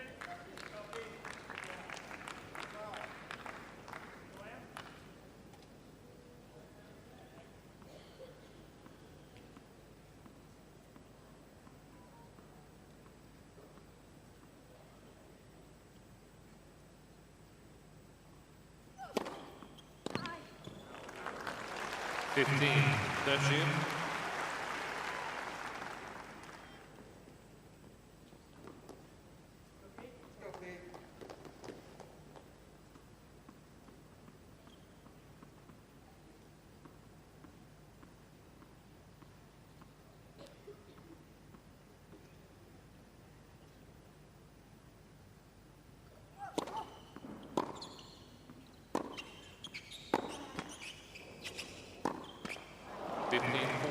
Trouble here at 1540.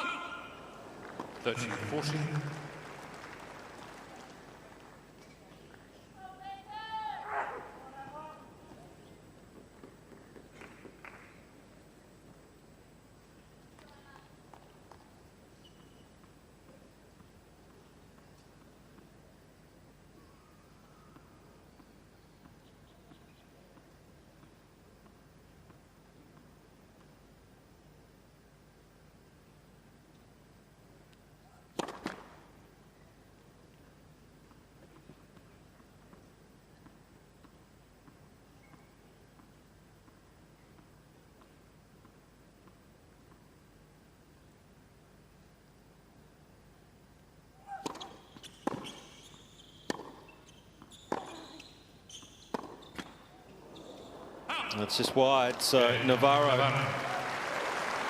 continues on with the fight back here.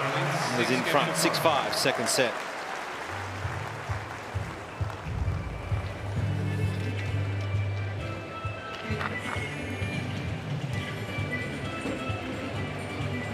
Well, Chandler, it's fair to say, maybe just went back into her shell just a little bit there, Peyton Stearns. It's hard to be critical. Just stopped going for it just a little bit, I felt. It's just very small differences, very small margins at this stage, and sometimes you've got to look at that. And for Stearns, being so close to the finish line, but yet so far away, she's just got to keep her head really focused. She's done that through most of this match, and this is the time for it once again.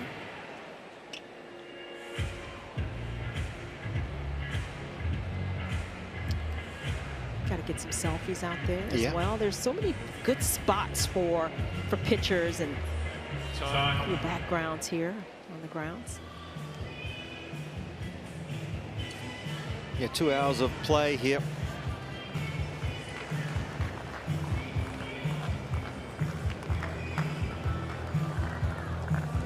It's been physical, all right.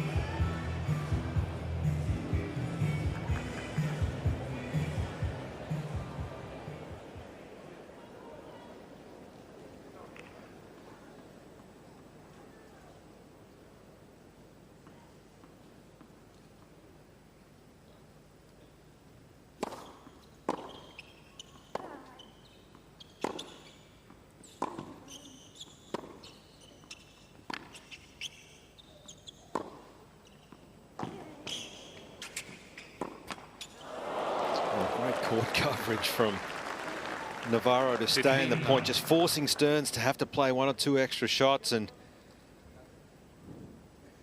we're getting a look at just the athletic ability from Navarro. This is the shot I'm sure she would have wanted back.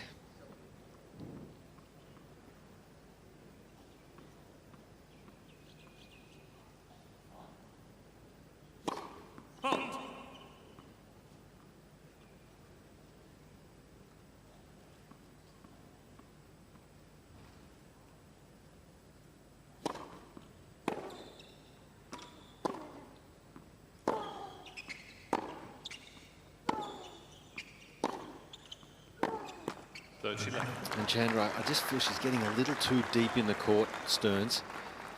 And her shots are just a little flatter. That last forehand and now the backhand. And when you are that far back, even an extra step or 2 back, it makes a huge difference how much extra height you need on those shots.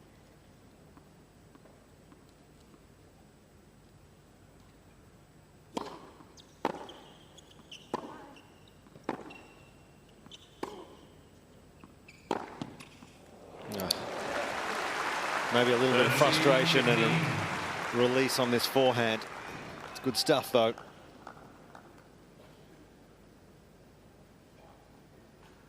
Yeah, that shot works for Navarro against a lot of players to reset the point, but it just has not worked as consistently against Stearns because of those types of forehands.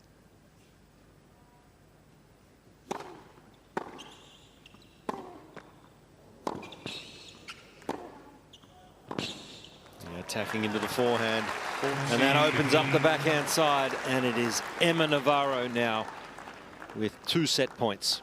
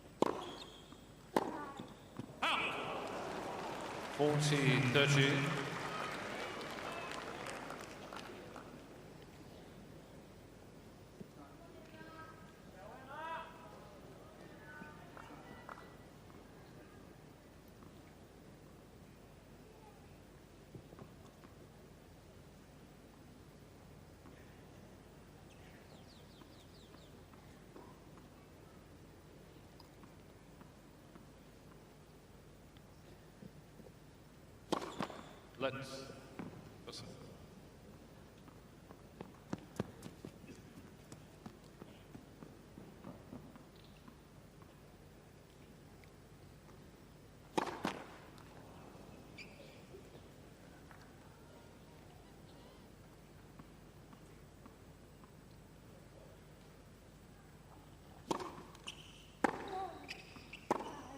Just. Don't often see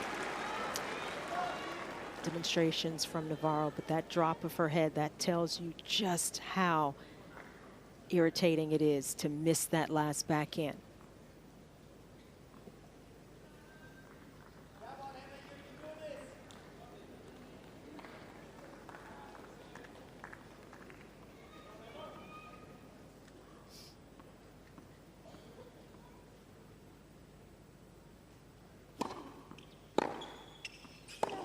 Well, these are moments that we're not used to seeing from Navarro. Just a little bit of self-doubt, just in the very final moments of this set, trying to close it out. It happens to the best of them, and it's Navarro now dealing with it.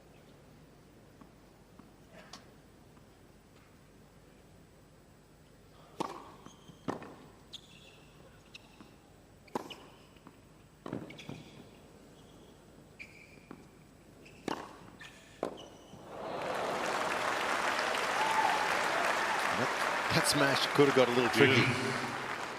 It might not have been the first option in terms of shots to go for. It didn't get up as high as she might have thought. but she hit it well enough that Stearns couldn't control the pace.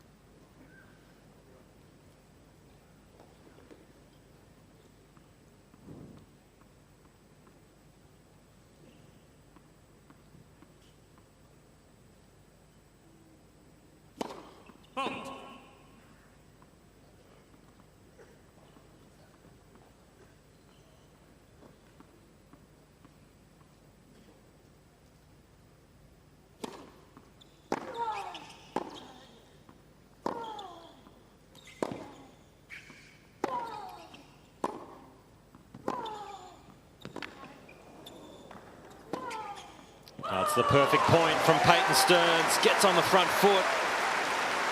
Not going away here. Wins herself another break point. It starts with these balls up the middle, and that one short in the court, and it's been perfect pickings for Stearns from that position.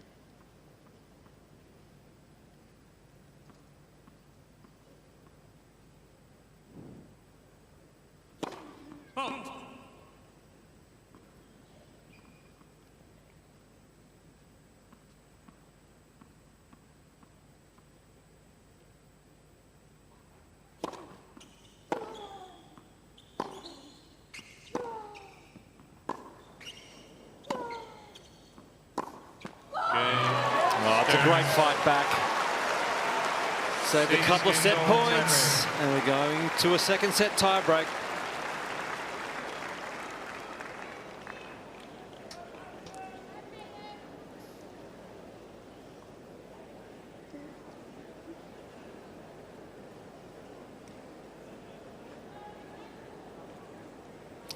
Both players getting advice from their coaching box. It's legal.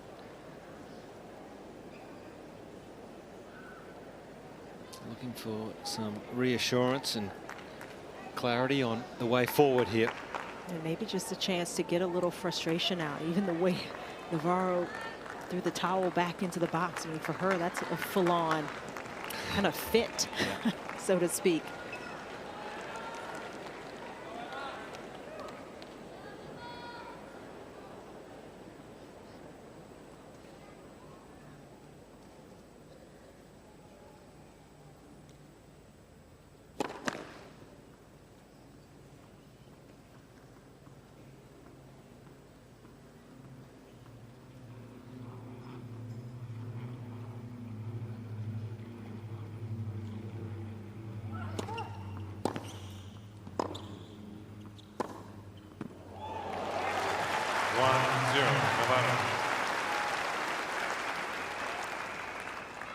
Has been a great record for Emma Navarro in tie breaks at majors so far. 2-5 with that first set tie break going the way of Stearns. So it's imperative for Navarro to get off to a good start and stay on the front foot. Tie breaks are where it's about belief. You've got to look for ways to control play.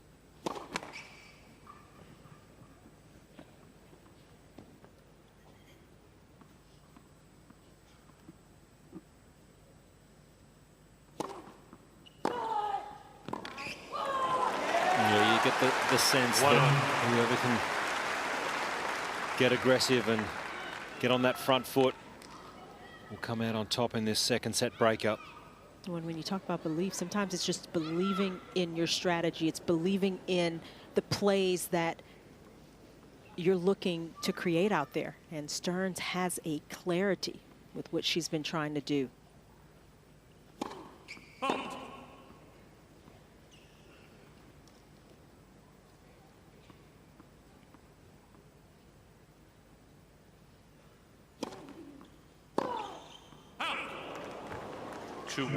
Navarro.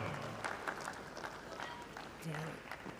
Positive reinforcement for Stearns after that miss. It's a good idea. Again, she just has to give herself a little more margin here. Don't give Navarro the easy outs under pressure.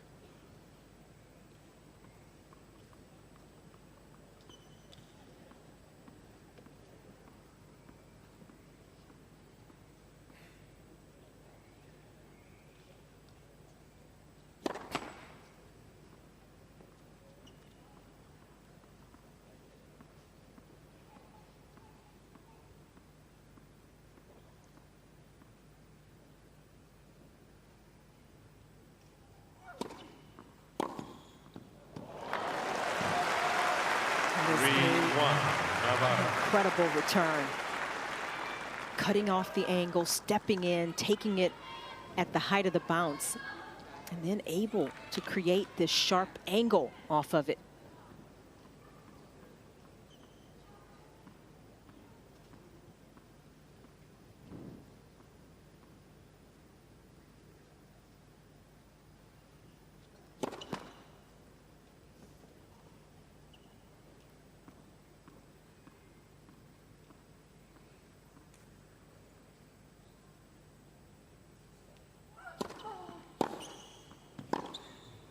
Just more aggressive here at executing. Emma Navarro built a nice little lead at 4-1. We often talk about players who have weapons that may have the advantage getting to a tiebreak, and a lot of it, I think, just has to do with their understanding of what their #1 go-to play is, and playing to their strengths. Playing to your strengths, and that is critical here, this moment.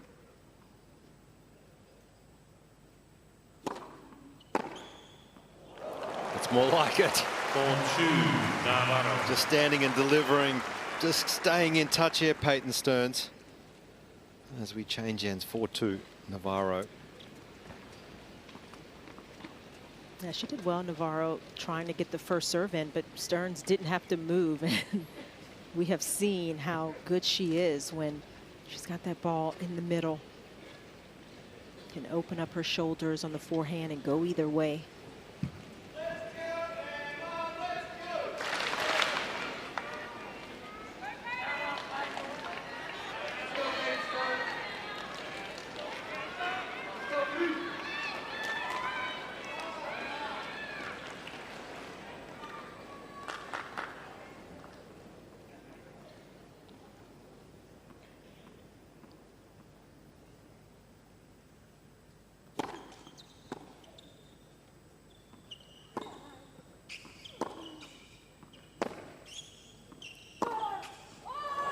Yeah, dropped a little short, didn't it, Navarro's ball, and that is good commitment from Peyton to get around and use that forehand once again. So Stearns now getting back-to-back points on Navarro's serve, and it is with her strength. Outmaneuvering Navarro.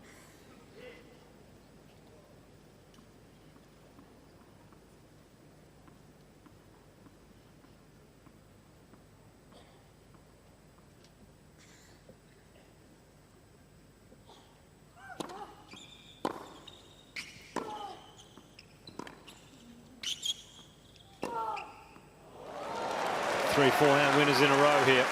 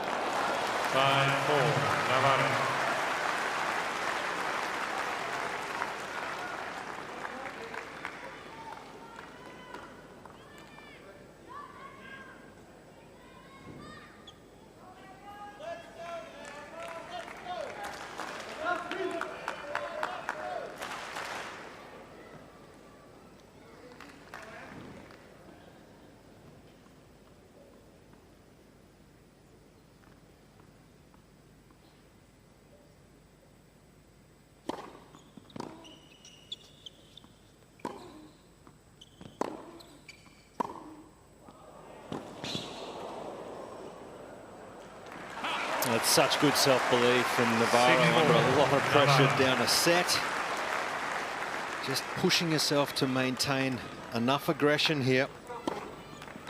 It started with the serve, where she got better placement and direction, and then worked with the legs to get a forehand that would open up right court. on Stearns' side.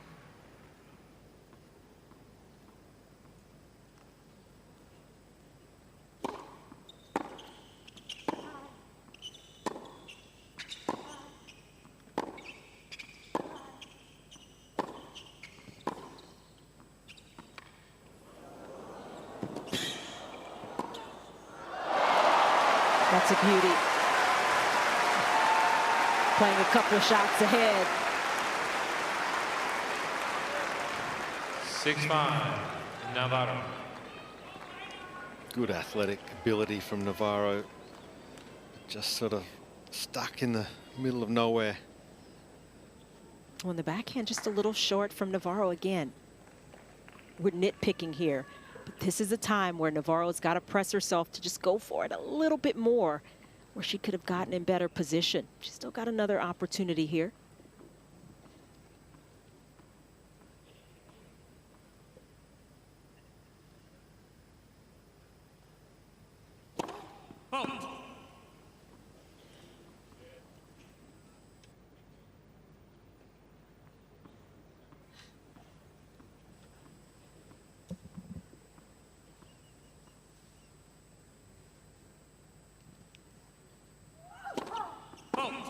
Okay, second set.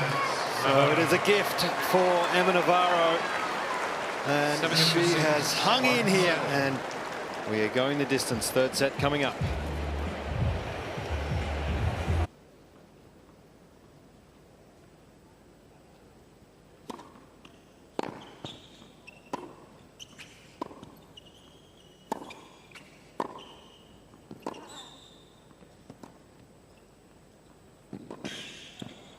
Chandra, I'll be fascinated in your thoughts on how Peyton Stearns digests that disappointment and moves forward in this third set. That's the big question, and these first couple of games will tell the story. Maybe a benefit that Stearns is not serving first, in that she doesn't break. She can still kind of regroup before it's time for her to serve, but it's important to try to put the second set and the opportunities behind her.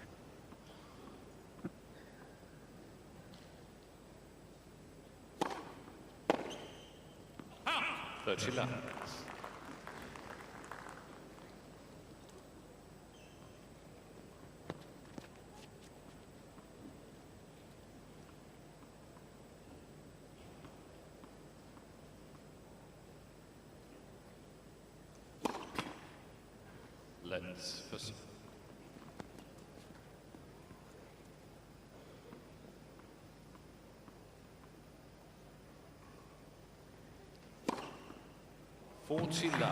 Just the start Navarro was looking for here. Quick out of the blocks. Such a good three-set record, we know that, for Navarro.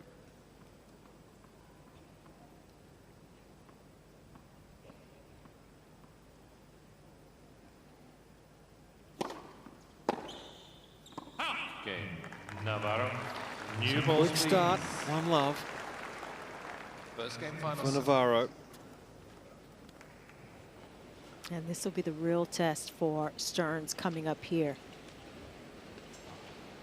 Obviously, Navarro still needs to maintain the mindset where she's been going after her shots, going after her game a bit more. Let's right back on Stearns. Try to regroup here.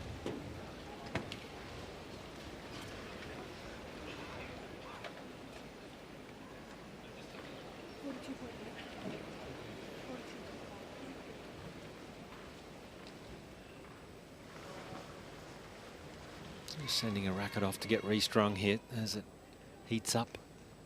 Conditions getting a little quicker, so maybe just a fraction tighter there.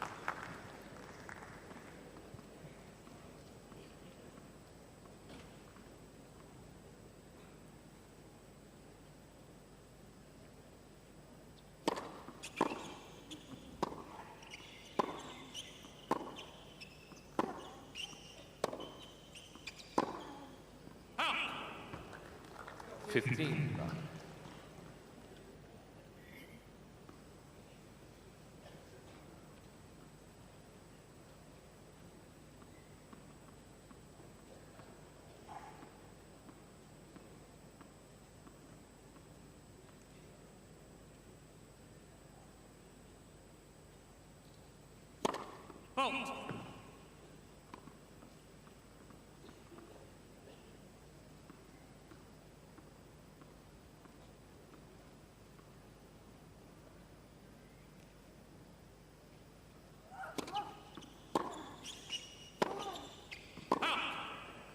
15 all.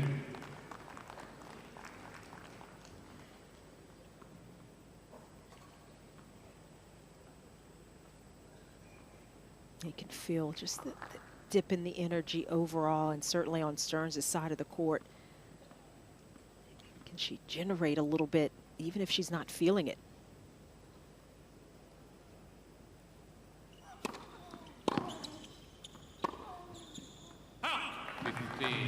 A lot of that has to do with the legs, how it affects your movement, the intensity you're bringing to each point.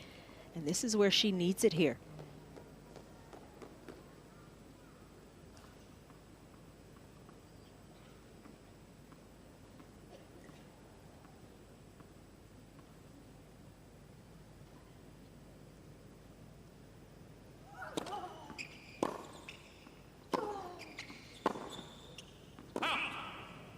Think about for Stearns, she's 0-8 against top 10 opponents. She's won the first set now with this match today 3 times. Previous 2, she's come up empty, and she's staring that down right now. And she's got to pull the thoughts back, get back to playing the type of tennis that got her the lead, and then just let things fall where they're going to fall at the end.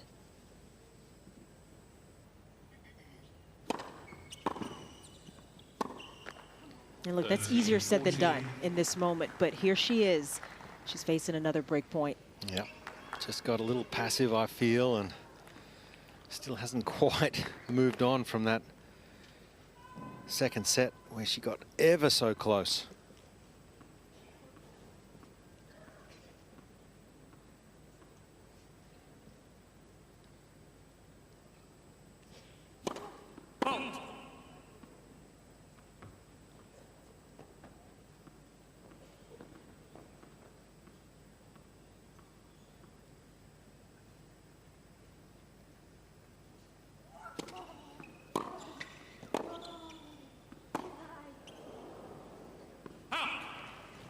Juice.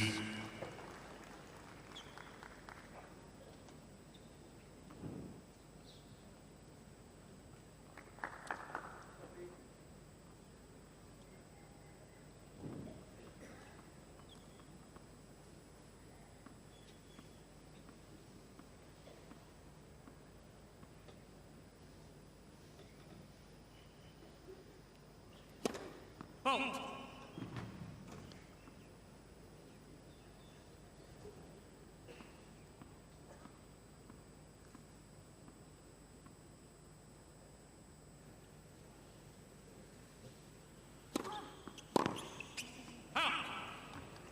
Advantage, Stearns.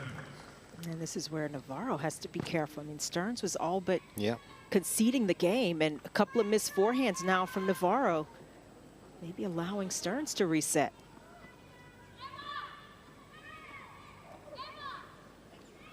Please, please. Thank you.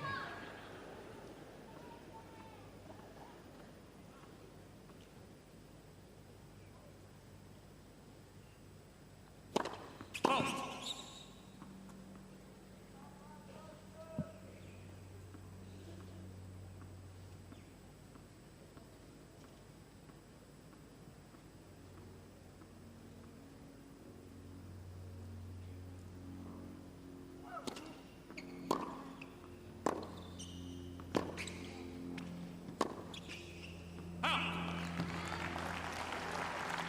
Juice.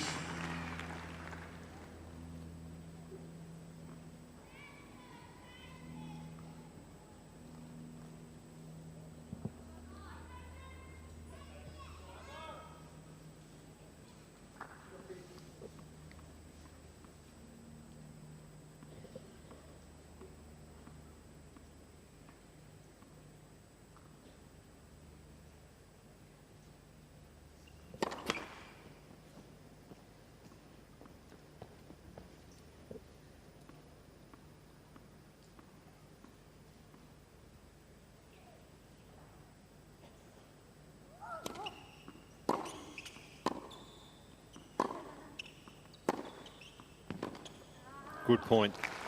Advantage Stearns. Just want Peyton Stearns just to push up a little bit, hold that baseline, take that ball early. That's when she's at her peak.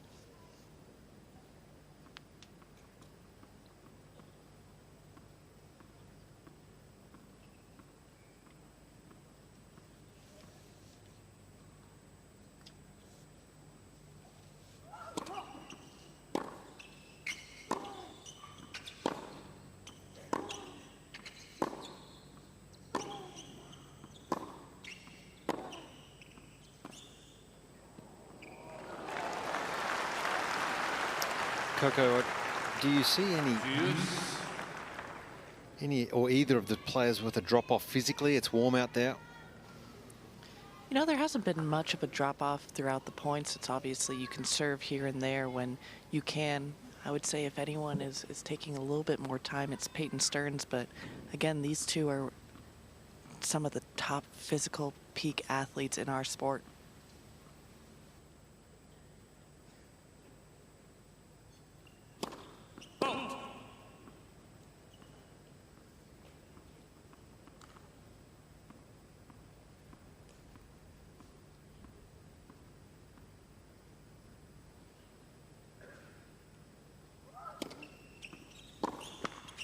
Gets away with it, just 100 kilometres an hour, that second serve.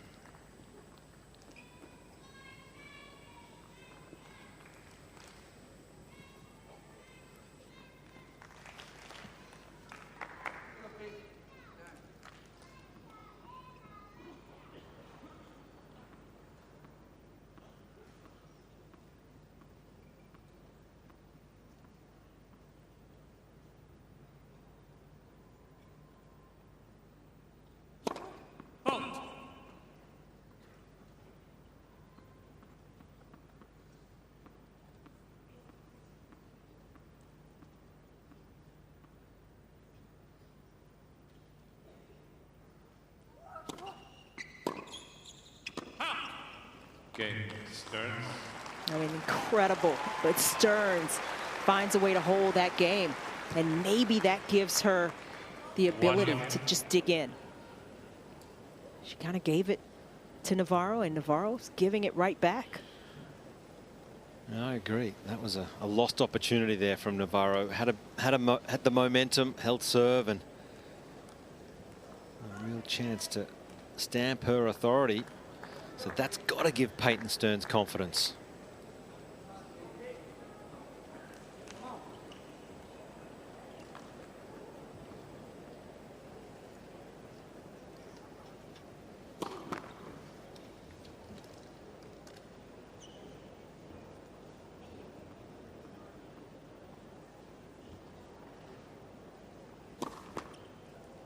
Love 15. You know, I think what's also underrated is how mental this match has been. A lot of breaks, back and forth, losing leads, and that tiebreaker in the second set was really just such a mental battle for both of these women. So that could almost be the lull in each of their starts out here.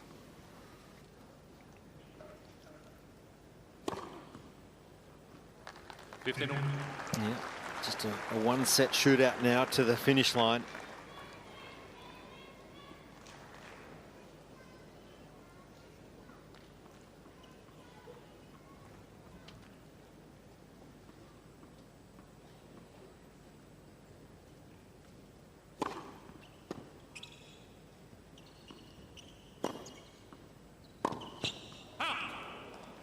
That's the play, that's the shot that has gotten Navarro into this position. We talk about the forehand, that's been the side for Stearns to pick on, but when Navarro has taken the challenge of going after that shot, of getting that little extra width on it, it's paid some dividends.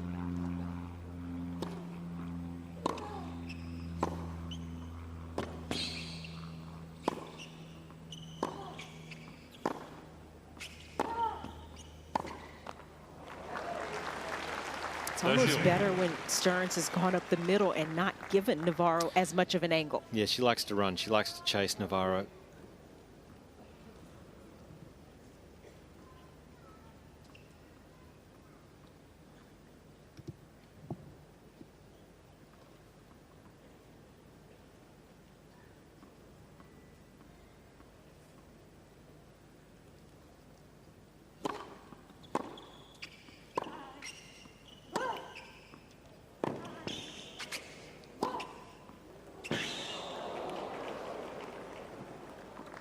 And now Stearns has woken back up. 30-14.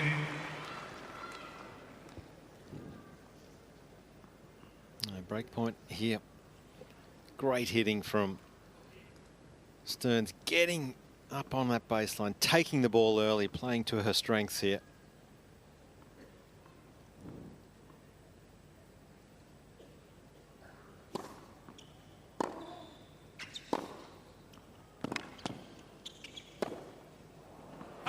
That's a break, so Peyton Stearns now back in front. 2-1, final set. Stearns leads 2-1 final set.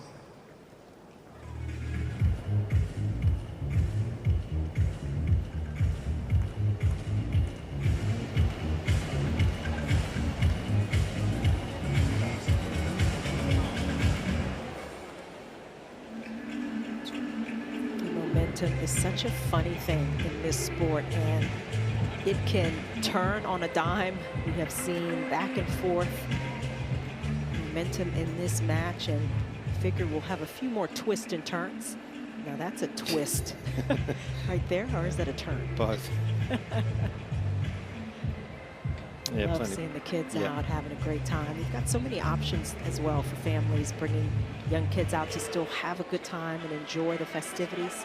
Almost like a festival type atmosphere. Yeah, so it's, well, the precinct is so large here, so much space and opportunity to move around and experience not just the tennis, but all the other activities going on here.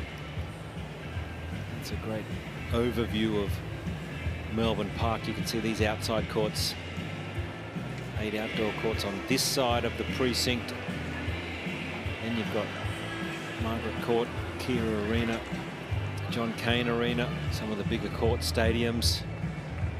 But in here, this is the biggest of them all. It's Rod Laver Arena, where Peyton Stearns again finds herself in front, 2-1 with a break, final set.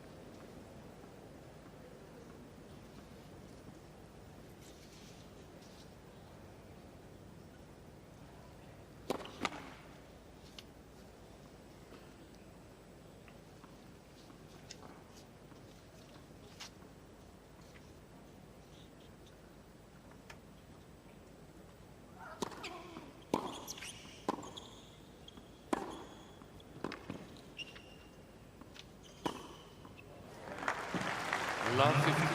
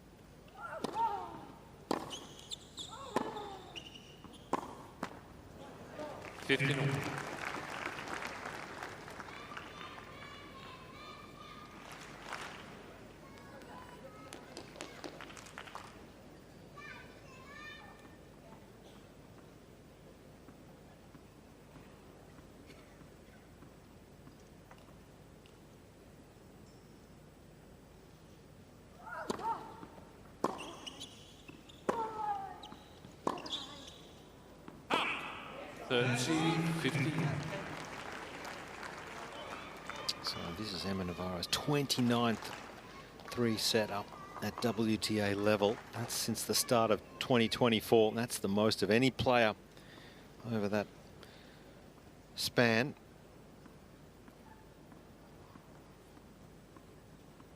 (19-9).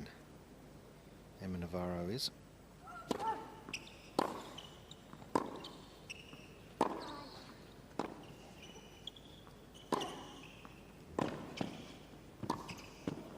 Good stuff, and in comparison, Peyton Stearns has won 8 and lost 13 three-setters since the start of last season. So that would and probably should favour Navarro, but so far Peyton Stearns up a break in this final set.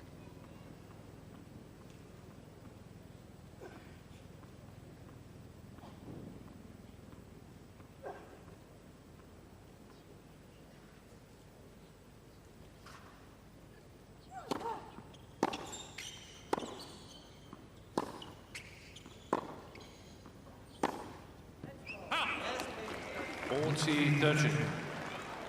That's a big miss. And Navarro just not feeling it at times. I mean, this is not even close. This is well long for Navarro. That's disappointing. She's trying to go bigger. She's trying to hit with a little more pace. And that was a loss of control.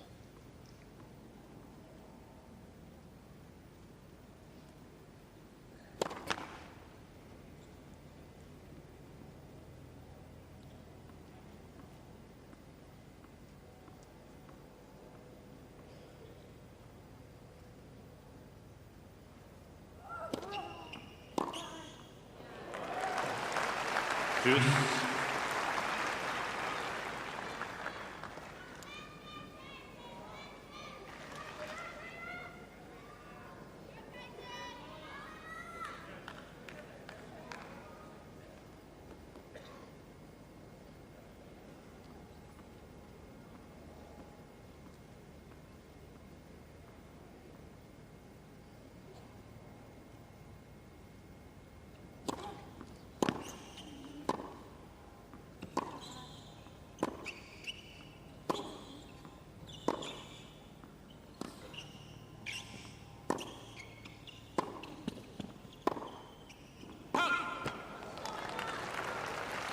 Advantage, Navarro.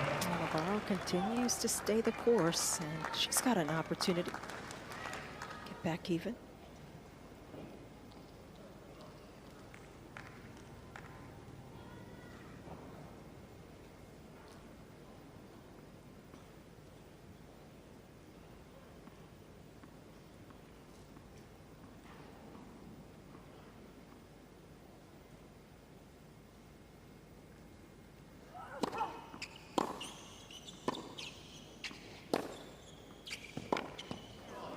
Cain, Navarro. The fight continues here on Rod Laver. 2-all. Final set.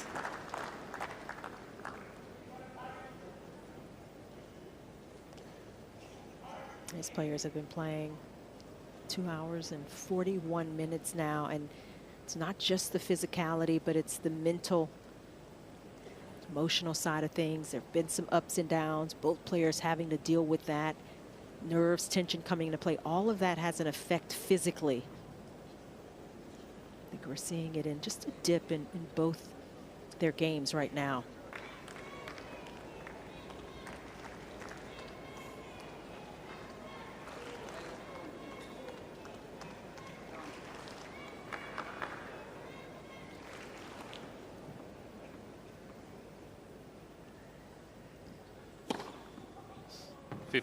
Love.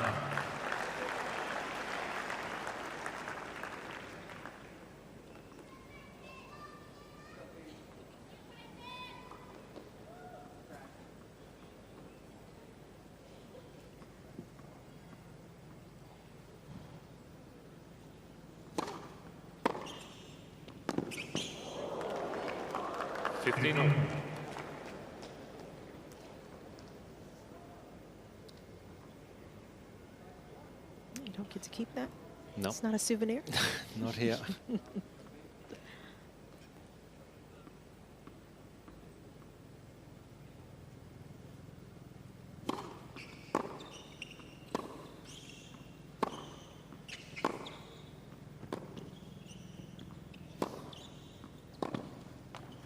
I believe you do at the US Open, is that correct? I think so.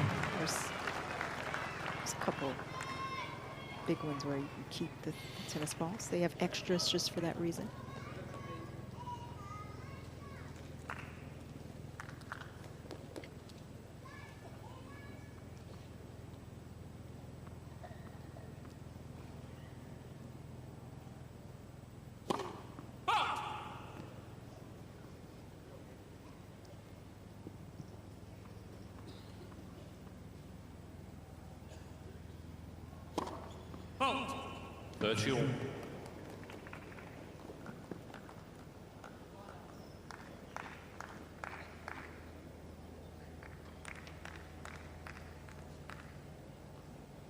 Just at 2:30 p.m. local time, and again, the heat, dry type of heat, Absolutely, is coming into play. Fault.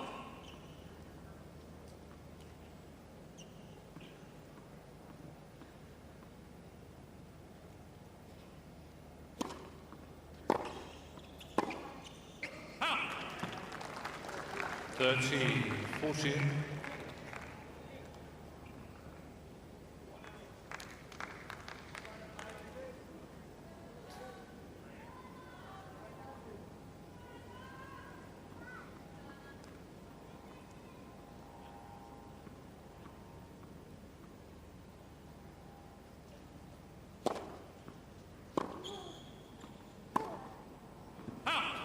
Game. Can't keep Turn. control of that last forehand, and it's again Peyton Stearns with another break. 3-2, third set.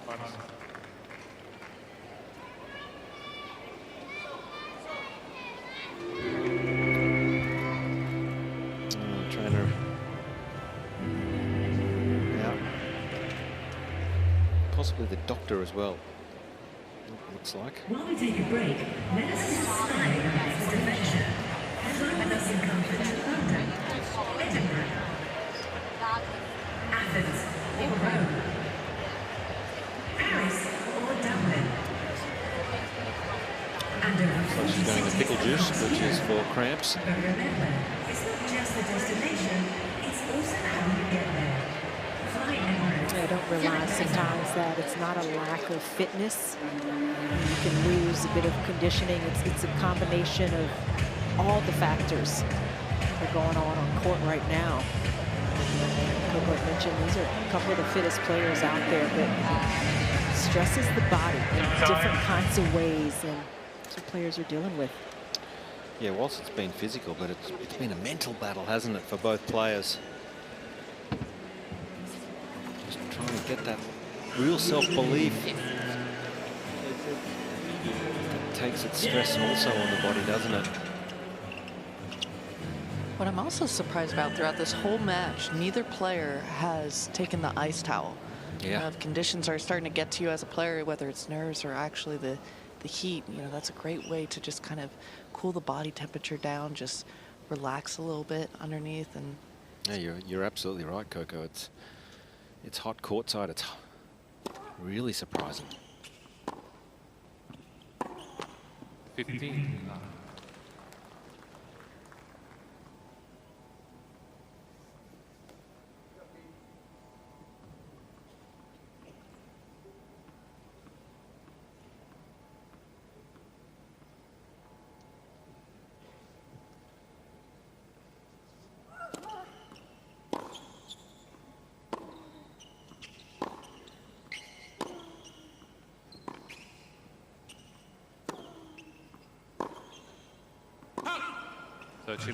Jannik, what do you make of the Peyton Stearns just kick serving that in to start the rally? We're seeing a bit more of that. Well, she's seeing some misses from Navarro as a result, and why not, you know, keep it going. But if, you know, if she's trying to manage physically, that's one way to do it, not expend too much energy at the beginning of the point.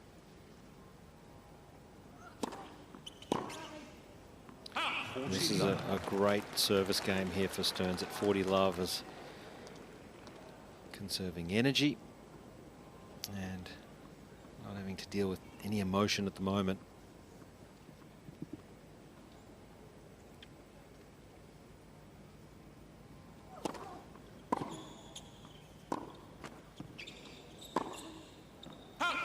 It's a bit of a donation right there. 4-2 now. Peyton Stearns moves ahead. Stearns leads 4 games to 2.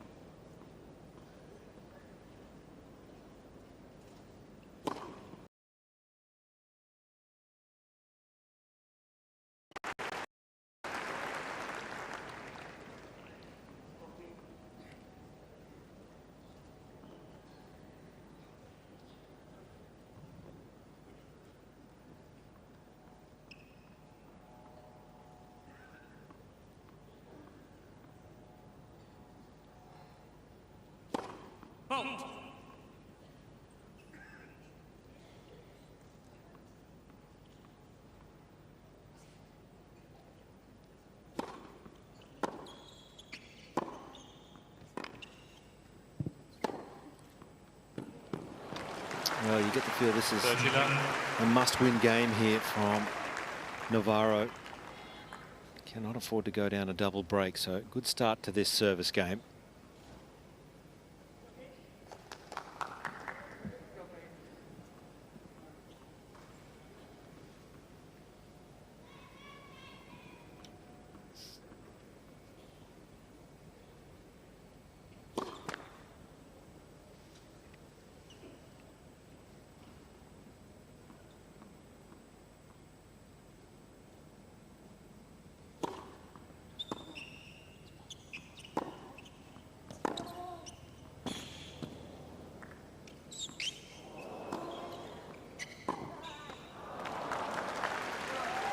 Now she's trying, Navarro, to give herself extra space to defend, but she's so far back, and the ball's from Stearns. She's still got nice margin, a little bit of hop on it. Difficult to drive through that ball and clear the net.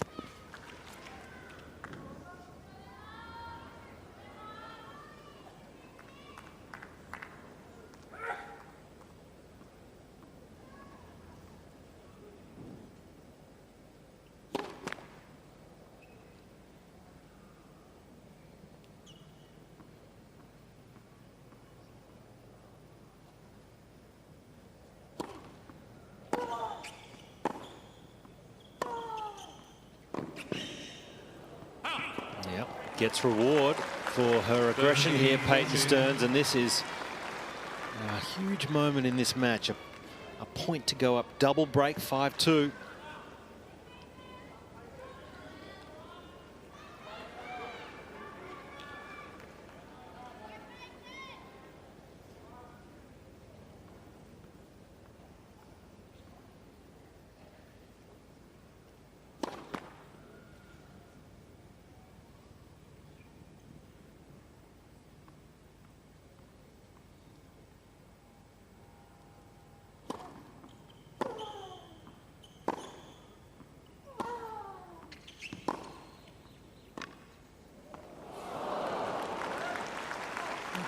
Not the shot from Stearns. She has gotten to this position, hitting the ball, hitting out on it. And just take all the pressure out of the situation that Navarro is dealing with.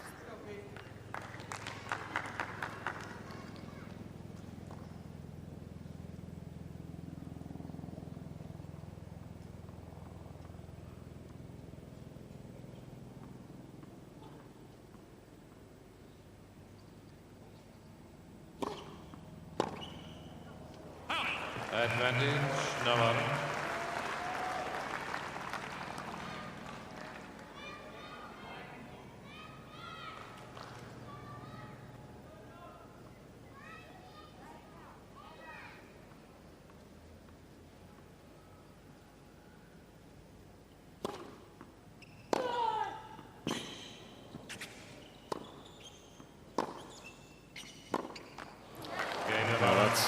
A good fight back there from Navarro, just hanging in. It's Peyton Stearns, upper break, 4-3, third set.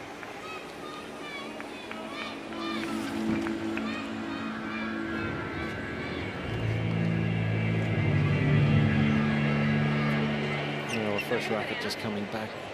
Being restrung and asking for a banana now, so just wonder. She's just hanging on physically here, Chanda. It's tough to tell. I think, as we've mentioned, a lot of it is just the mental toll that this match has taken. The ups and downs, the back and forth. She's been so close, Stearns, and yet still very much anybody's match. And so, you know, your mind just starts to kind of play tricks on you a little bit, and it can affect everything else. But she's still in good position, Stearns. And it's been an impressive recovery, which we questioned at the end of the second set. Beautiful day here. Doesn't get any better. And we are deep in the third set of this first round match here. Two Americans battling it out on Rod Laver. Peyton Stearns 4-3 up, a break, had a point to go up 5-2.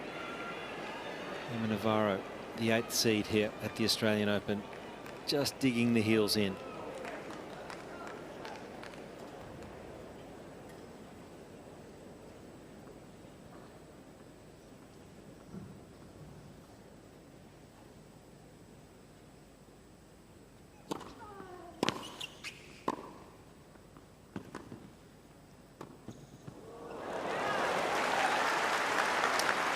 Seen a lot of it, but I like it. 15-9.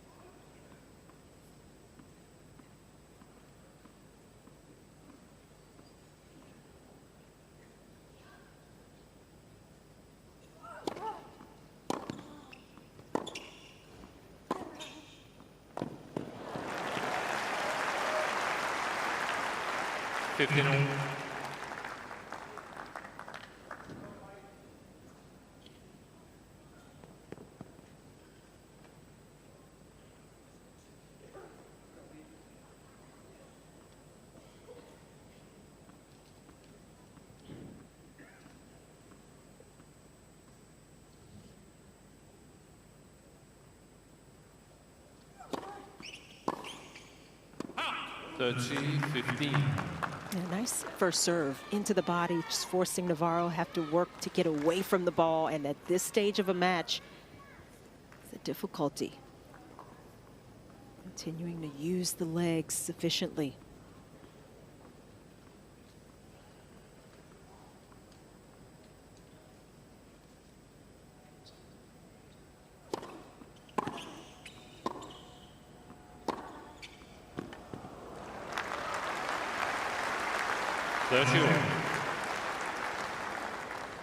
We continue to see Stearns focus on getting the first serve in, not going quite as big, not wanting to have to hit a second serve potentially.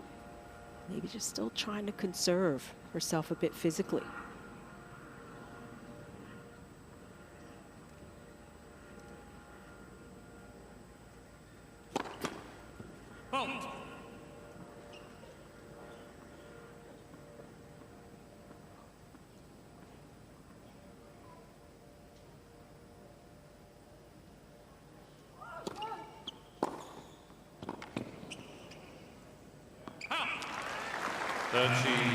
And that time the body serve handled by Navarro. Not quite as driving into her, and it's Navarro with an opportunity to get back even.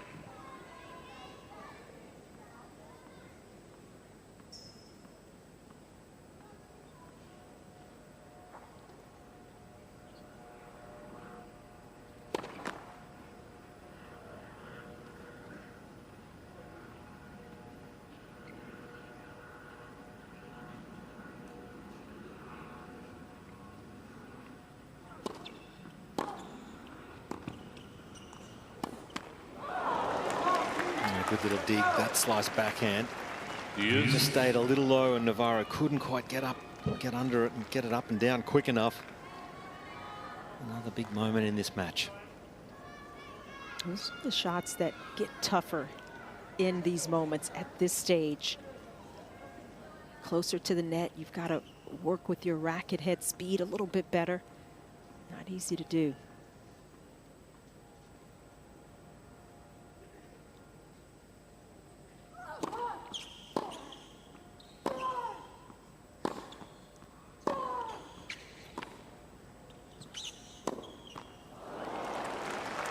You got to work so hard to get around that ball with your feet. Wasn't quite in position there. just at the last moment.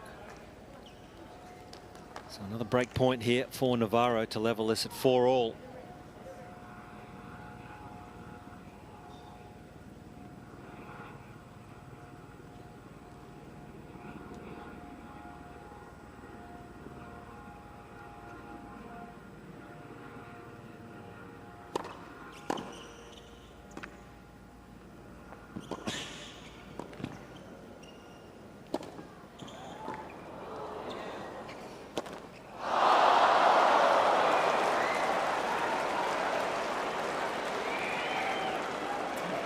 Got to wonder if Navarro was feeling something physically with her arm, or just didn't go after this overhead. Did well getting up to that shot, but this one wasn't really driving her back. She kind of just pushed it a bit. Well, we just wonder whether that will come back to haunt the 8th seed. An absolute sitter on break point.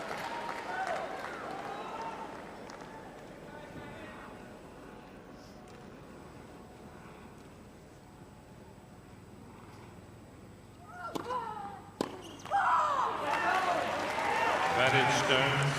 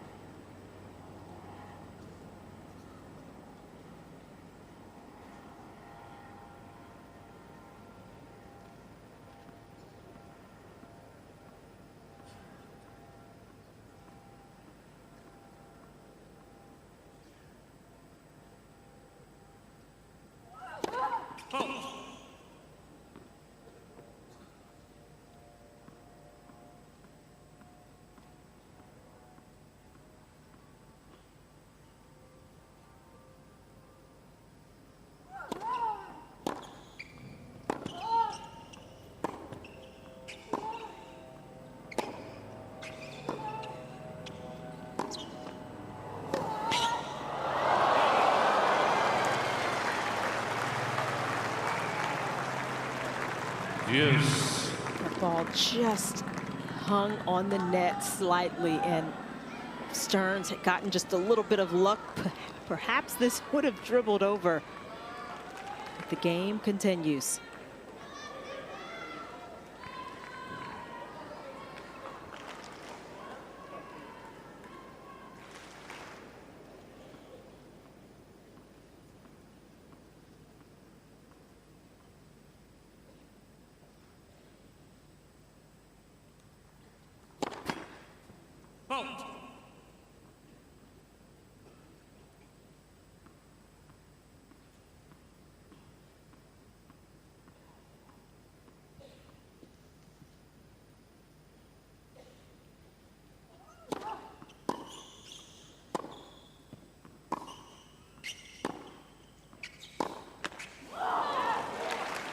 Advantage, Stearns.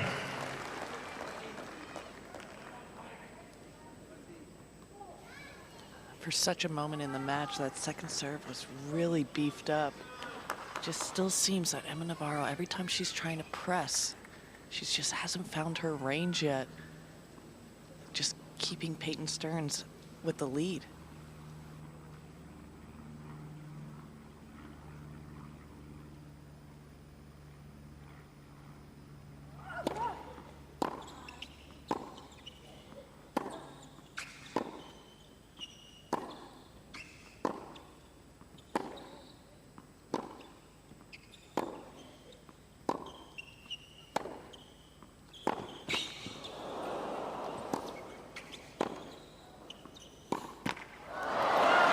And that is a huge hold from Peyton Stearns.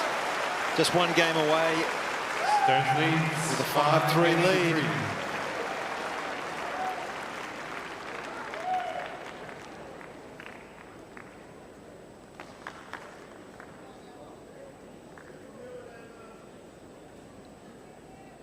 Just being urged on from Coach Tom Hill. Wanting her to go forward, step up and take this opportunity.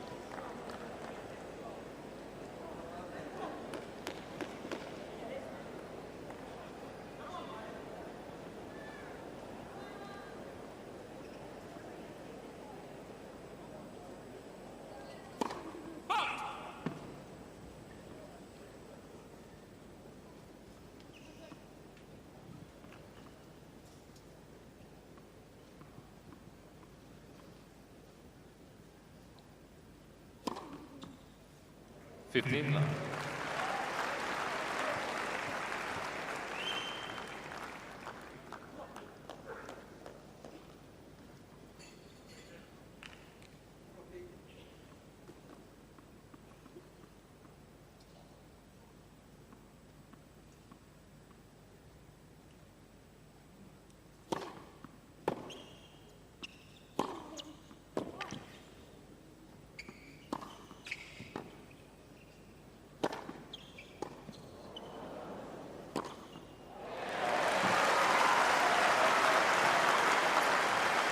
Nothing has been easy for Navarro. Up at the net above the shoulders, and she handles this nicely. Remember the missed overhead on break point in the previous game? That couldn't have been far from her mind. No. Just gets a little front on sometimes in these smashes.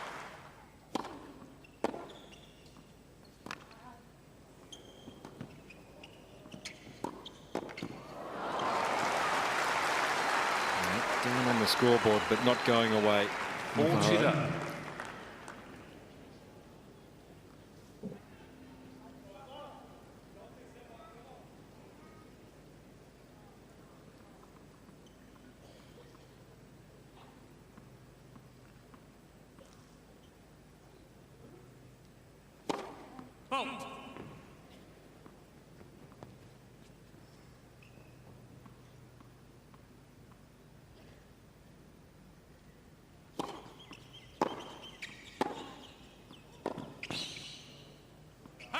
Holding on here, Navarro, but it is Peyton Stearns with a chance to cause a big upset here. These 5-4 final sets.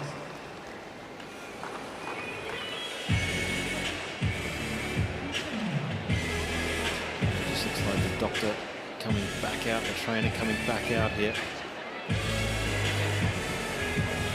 Carolyn.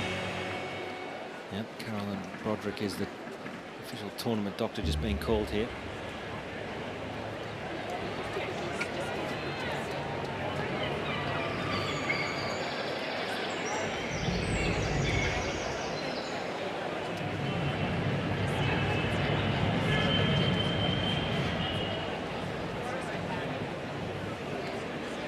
It's definitely for cramps. I haven't seen any actual signs of cramping, but clearly she can feel it coming on. I've seen her just flex her hand every now and then, and it's really dependent on where each and every player starts. The cramping starts. I mean, for me, it was always in my feet or in my calves, but I've just seen her flexing her hand a time or two. Peyton Stearns. So maybe it's running up her arm a bit, which is why she's been kicking a lot more of that, of her serves. Yep, good call. Well, she's got one shot at it right here. Peyton Stearns serving for the match against Emma Navarro, 5-4.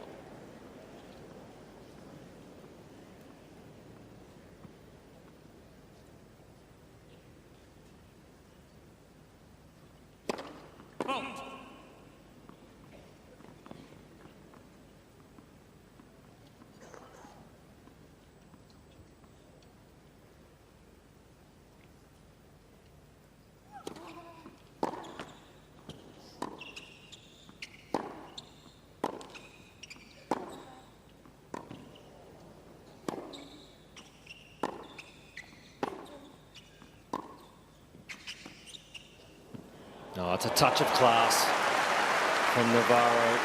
That first point so crucial when you're trying to get it done. Love 15. Navarro pummeling the backhand of Stearns, and so the drop shot wide open. Stearns in that left-hand corner.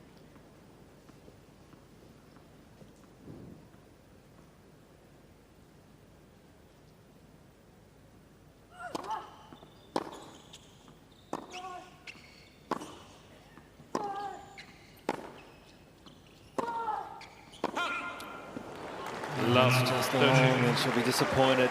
Got the forehand, trying to play aggressive. And it's just marginally out.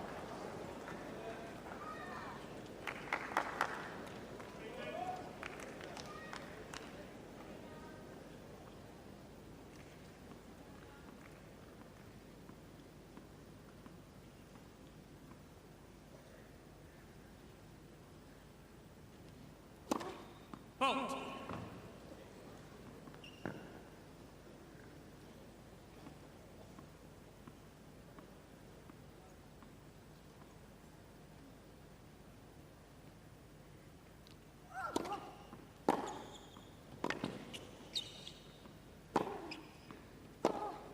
These are the hardest games to win, Chanda.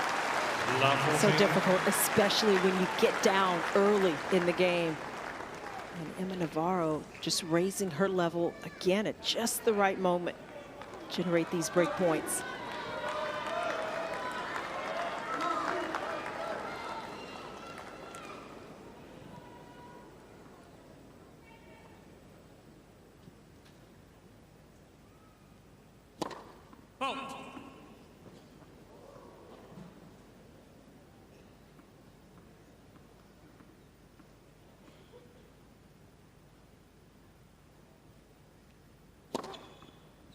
Well,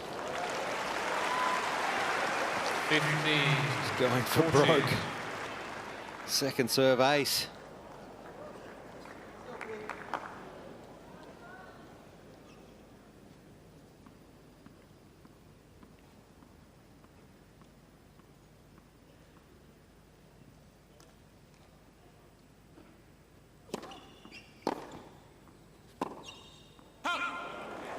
Cain, Navarro. New box, please. That is a great fight back again from Navarro. So much 5 tension games all. in this match. 3 hours and 11 minutes.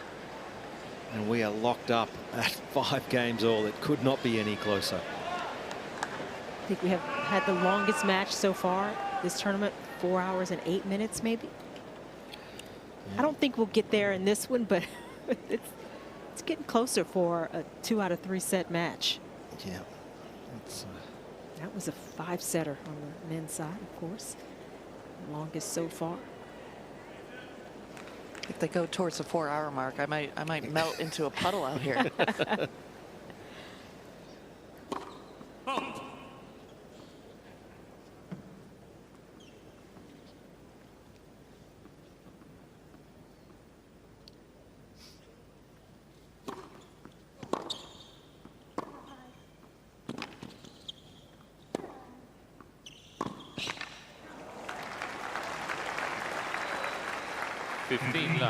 Coco, can you pick a winner? Is it? I know it's a tough question at 5 all, but You're really putting me on the line here. It's in the balance. But you love it, Coco. You know that, Chanda. I'm going to go with the high seed. I'm going Emma Navarro.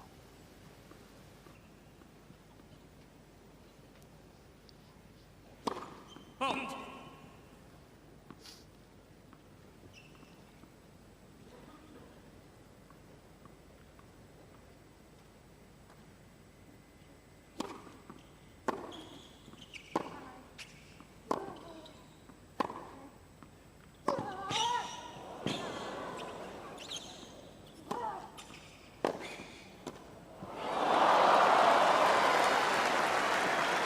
Well, it just dropped on her at the last moment. This forehand, it had a bit of dip on it.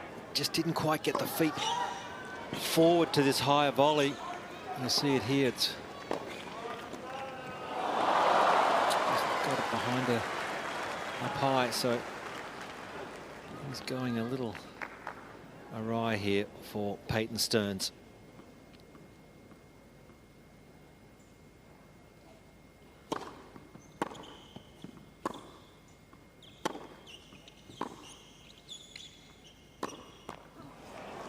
Fortila.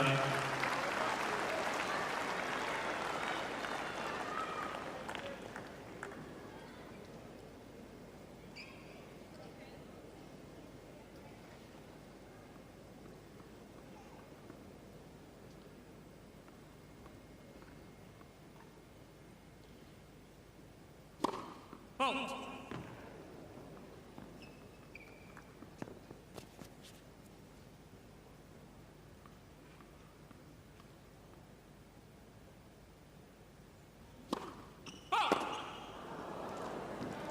40-15.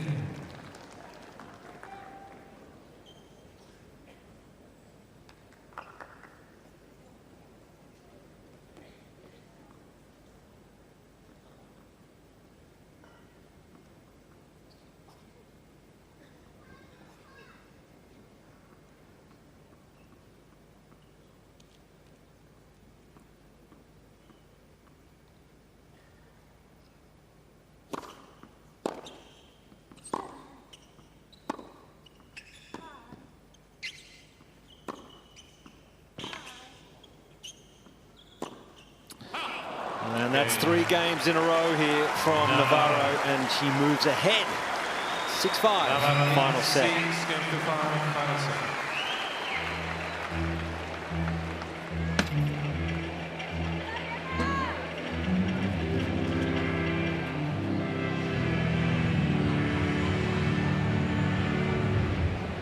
Well, Chandler just showed a little more experience at this back end of the match here. Emma Navarro, and Peyton Stearns has had chances to close it out and just lacking a little bit of self-belief, I believe. And it's difficult to gauge how much she's feeling physically, how much that is affecting her in this match. We started seeing maybe a bit of it with her calling the trainer kind of early in the 3rd set, but she's had the match multiple times right there, and that's going to hurt if she does not pull it out. Oh, yeah. There'll be some scar tissue, you would imagine, if she's to go down here. Time.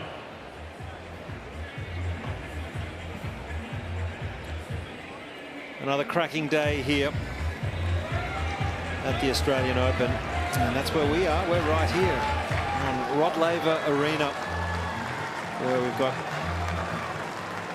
Peyton Stearns now coming out to serve to stay in the match. About 5 minutes ago, she actually served for the match. So we've had a few twists in this one already.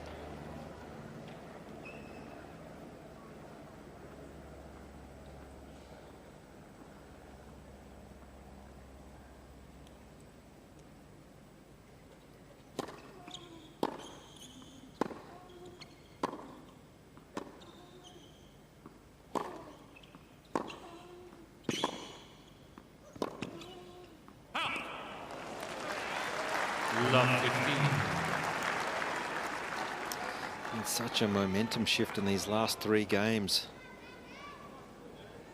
Navarro just got the feet going a little better, a little more aggressive.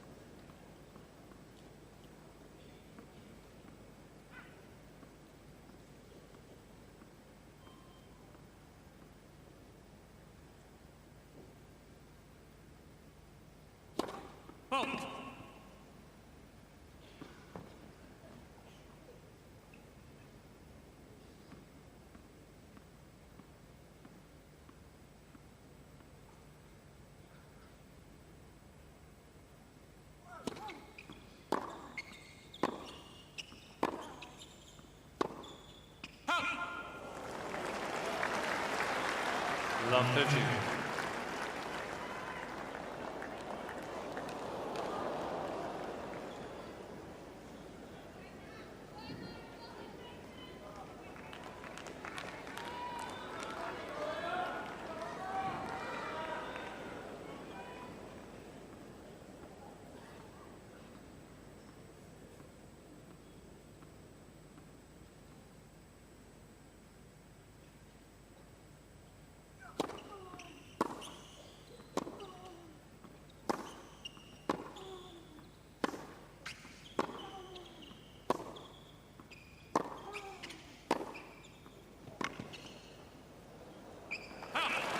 And how quickly has this match changed?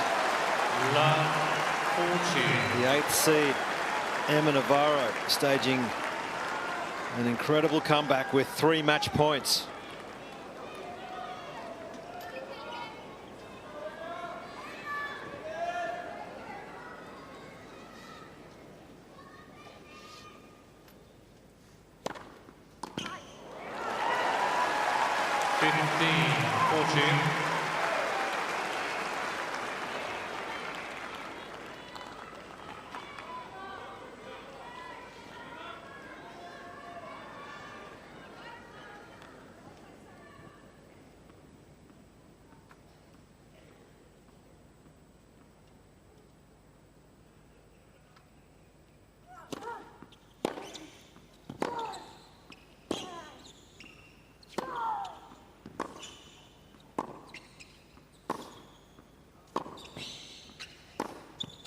It's Emma Navarro with an incredible comeback here. 2 sets to 1, 6-7, 7-6. It's a 3-set marathon, and Navarro gets it done.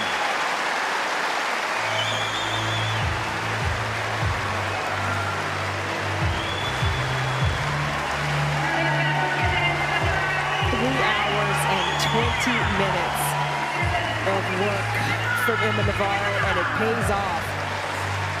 Just had a little more poise at the end, ability to hang in some crucial rallies. She got a little help from Peyton Stearns, who looked like she was dealing with something physically. We hope she is okay at the end of this match, but more frustration from the lower-ranked American as she had her chances, and Emma Navarro just found a way to hang in there time and time again until she could turn it around. A great effort from Peyton Stearns. A lot to learn, a lot to take out of this one. She got ever so close, but just lacked the knockout punch today against a top tenor. That's the third time for Peyton Stearns, winning the first set against a top 10 opponent and coming up empty. But Emma Navarro, she was ready. All right, let's hear from Emma Navarro. She's courtside with Coco. All right, Emma, that was a heck of a battle. 3 hours, 20 minutes. I'd be remiss to ask, how do you feel? Great. Yeah,